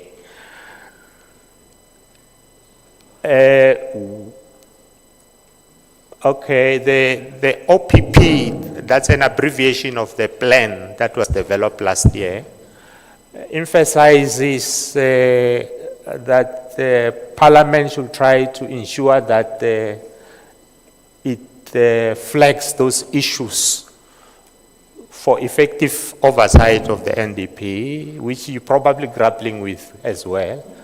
It should always be, the focus should always be on efficiency and effectiveness. It should be focused based on, I must say that my eyesight is very poor, but yeah. And then that list will actually highlight issues that should be emphasized. I will cite out the item number 4, which I feel is important for committees. When committees formulate recommendations, the plan emphasizes that there should be some serious attempt to make the recommendations based on SMART principles, on the SMART principle. They must be clear, time bound. It must be known when we expect the executive. You probably also deal with these issues. And then I will move on to the next slide and focus very briefly on what happened last year as part of the piloting of the plan that was developed. This is part of the 7th Parliament work. 5 committees were identified to form part of the pilot. From the NCOP, the Select Committee on Social Services was chosen to be part of that pilot. We also had the SC on Public Infrastructure and Minister in the Presidency, that's the name of the committee, the PC on Water and Sanitation. Now, because we wanted committees to focus on a specific area, they were given a theme and say, you should focus on this particular theme, and that theme is infrastructure development. So all these 5 committees that were chosen conducted oversight visits focusing on infrastructure development. The planning included putting the items in the programs of the committee, getting the House chairpersons to approve those focuses, and spelling out the purpose of the oversight visit within that particular theme. And they conducted their oversight visits to different provinces and returned back to report to Parliament. Now, these specific objectives relating to this plan are also found in the strategic plan of Parliament with the targets, the specific targets. For example, the specific target to continue with this project in the current financial year is to link this plan that was developed last year with the MTDP. The MTDP was not there last year. So one of the first quarter targets, quarterly targets, is to ensure that the plan is improved to link with the content of the MTDP. So with the targets are also contained in the strat plan of Parliament. The strat plan of Parliament provides guidelines within which committee activities will take place. I'll move on to the next slide.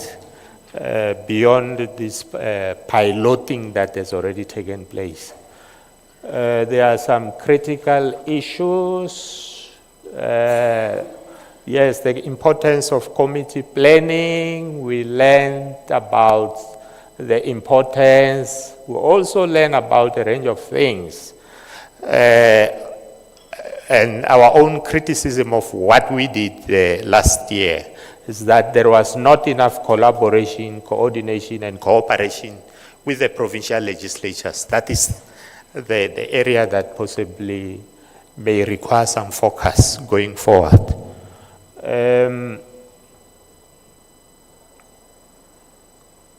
This is the focus for this year. One of the things that we're doing is to expand the number of committees that are now involved. I said last year there were 5 committees that were identified.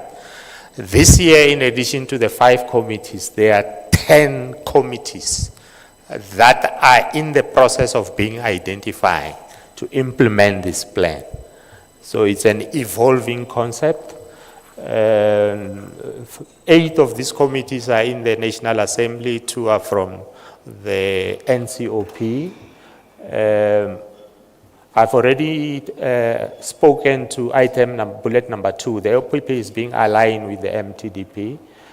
It must be aligned before the end of this quarter, which is by the end of June, which is 3 weeks, within 3 weeks. That must have happened. Last year, the focus was on infrastructure development. The shift will be towards new themes, which are also on the OPP document. I have spoken about the need for greater collaboration, coordination, and cooperation on oversight generally across the 3 spheres of government. And then my colleague is going to talk about committee planning, budgeting, and reporting framework. This is a framework specifically for committees. You will make a brief overview of the framework, but you will also talk to our counterparts on details of the plan and also the templates that we use with regard to the framework. This is on the legislative side. The strat plan is shifting focus towards assessing the impact of legislation in the lives of citizens. So this is just for information that the strat plan also has specific indicators and targets. And there's about 10 committees will also be identified to form part of this project. And that's it. That brings us to the close of my presentation. We'll just respond to questions. I know that there was the issue that the honorable members raised of tracking of resolutions. Maybe if you allow me, Chair, 2 minutes to spend on that. We also grappling with that. There are gaps in our system. Resolution tracking takes place at 2 levels. At the level of the houses via the NA table staff and the speaker and the deputy speaker. When recommendations are made by committees, they are referred to the houses and become resolutions. Now it becomes the responsibility of the houses to track those resolutions. The speaker will will send a letter working with the table staff to the executive affected, to the department affected, to the minister affected to say, Committee X, PC on Health, came up with these resolutions. If these resolutions are based on a SMART principle, they will also indicate that within 3 weeks, we expect the department to have done that. And then the department is expected to respond to those specific resolutions. That is at the level of the houses.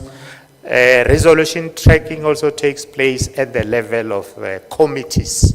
Specific committees themselves will try to track the achievement of certain recommendations that they've made.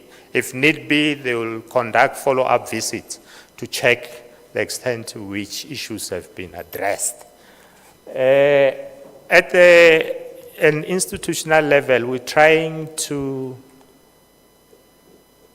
use ICT systems to come up with a system that when you look at that system, you should be able to track how far this, where this resolution is. Is it still with the department? What has the department done to achieve this? So that's the system that we are currently developing. Although it doesn't fall within the committee section, it's the responsibility of ICT. It's an enabler for committees, so we work very closely with them to try to do that. Thank you so much. Bye.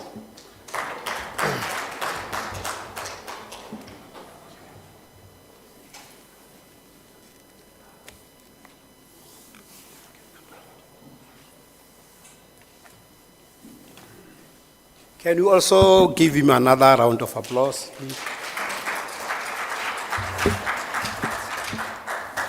We are doing this so that they can come back again next time when we need them.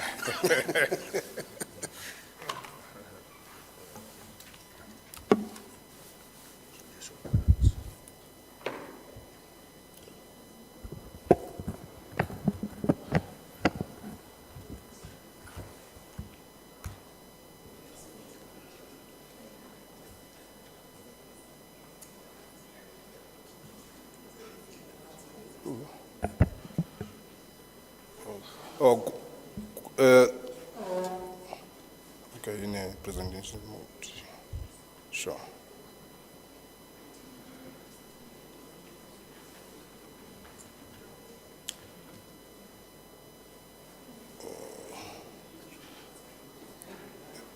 Good morning, honorable members. Good morning to Speaker, Deputy Speaker, Chair of Chairs, Chief Whip, acting Secretary, and all protocol observed, and honorable members. As my colleague just indicated, I will just take you through with the committee planning process in Parliament. That now, how how do committees of parliament plan, and what are the important templates that they are using in doing or executing those plans? Now, by first start with the introduction and background. Why, actually here I wanted to explain why the planning is very critical or very important in committees. We'll know that both in Parliament, both NA and NCOP conduct its work through committees. So the work that Parliament, in terms of NA and NCOP, has to that it does that through these committees.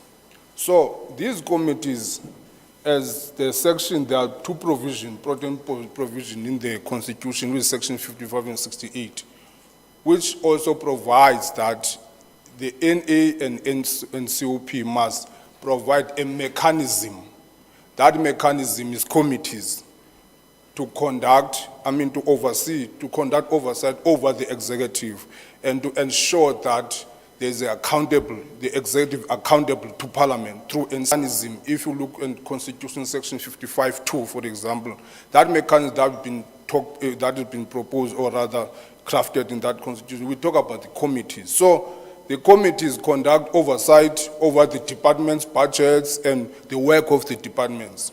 And as such, the committees are playing a very critical role, and therefore it is indispensable that the committees must strategize and plan to guide its work in order to execute their mandate. So that's why it is very critical that the committees must plan so that they can guide, they must have a plan to guide how they are going to function, how they are going to operate, execute their mandate. Because their mandate is the mandate of the Parliament, that is NCOP and NA.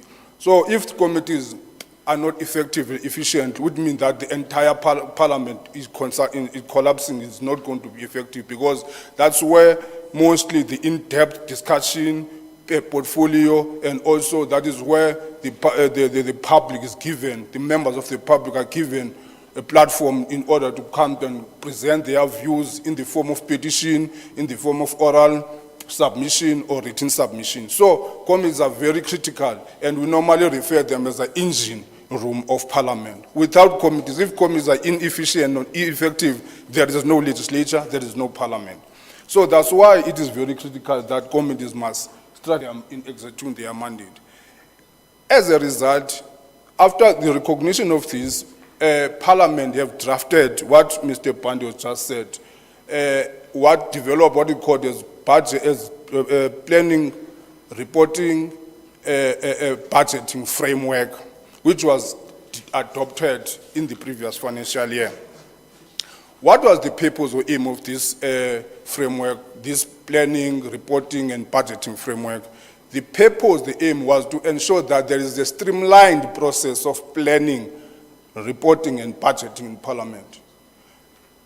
In the previous, for example, the previous Parliament, you find that committees in the NA, they were using their own templates, their own plans. Committees in NCOP, they are using their own plans, their own templates. So there were no uniformity in terms of how committees were supposed to plan, committees of Parliament. So it came in that view that there should be this development of this planning, budgeting, and reporting framework, so that we can have a well-documented process of planning, budgeting, and reporting. Another reason was that there should be linkages between planning, budget, and reporting. In the previous Parliament, for example, you found that one example that I can count, there was a disjuncture between planning and reporting. For example, when committees were planning, they were planning on a financial year. That is the year start on 1st March until April. But when they are reporting, they were reporting on a calendar year, on a parliamentary time. That is on December, they were supposed to produce their annual reports. So they were disjuncture. How come you report on a calendar year, of which when we are planning on a financial year? We say that no, this thing is absent. Why we end up having this framework, which is planning, budgeting, and reporting, so that we must have a linkage between planning and reporting in Parliament. So Then therefore, our transit, that was the reason why there were introduction or development of that framework that Mr. Pan highlighted. In planning, there are 3 tools that we use, actually. There's a strategic plan of committees, annual performance plans of committees, and also operational plans, or normally referred as quarterly plans. Now, how this happen? The committees, how does it, how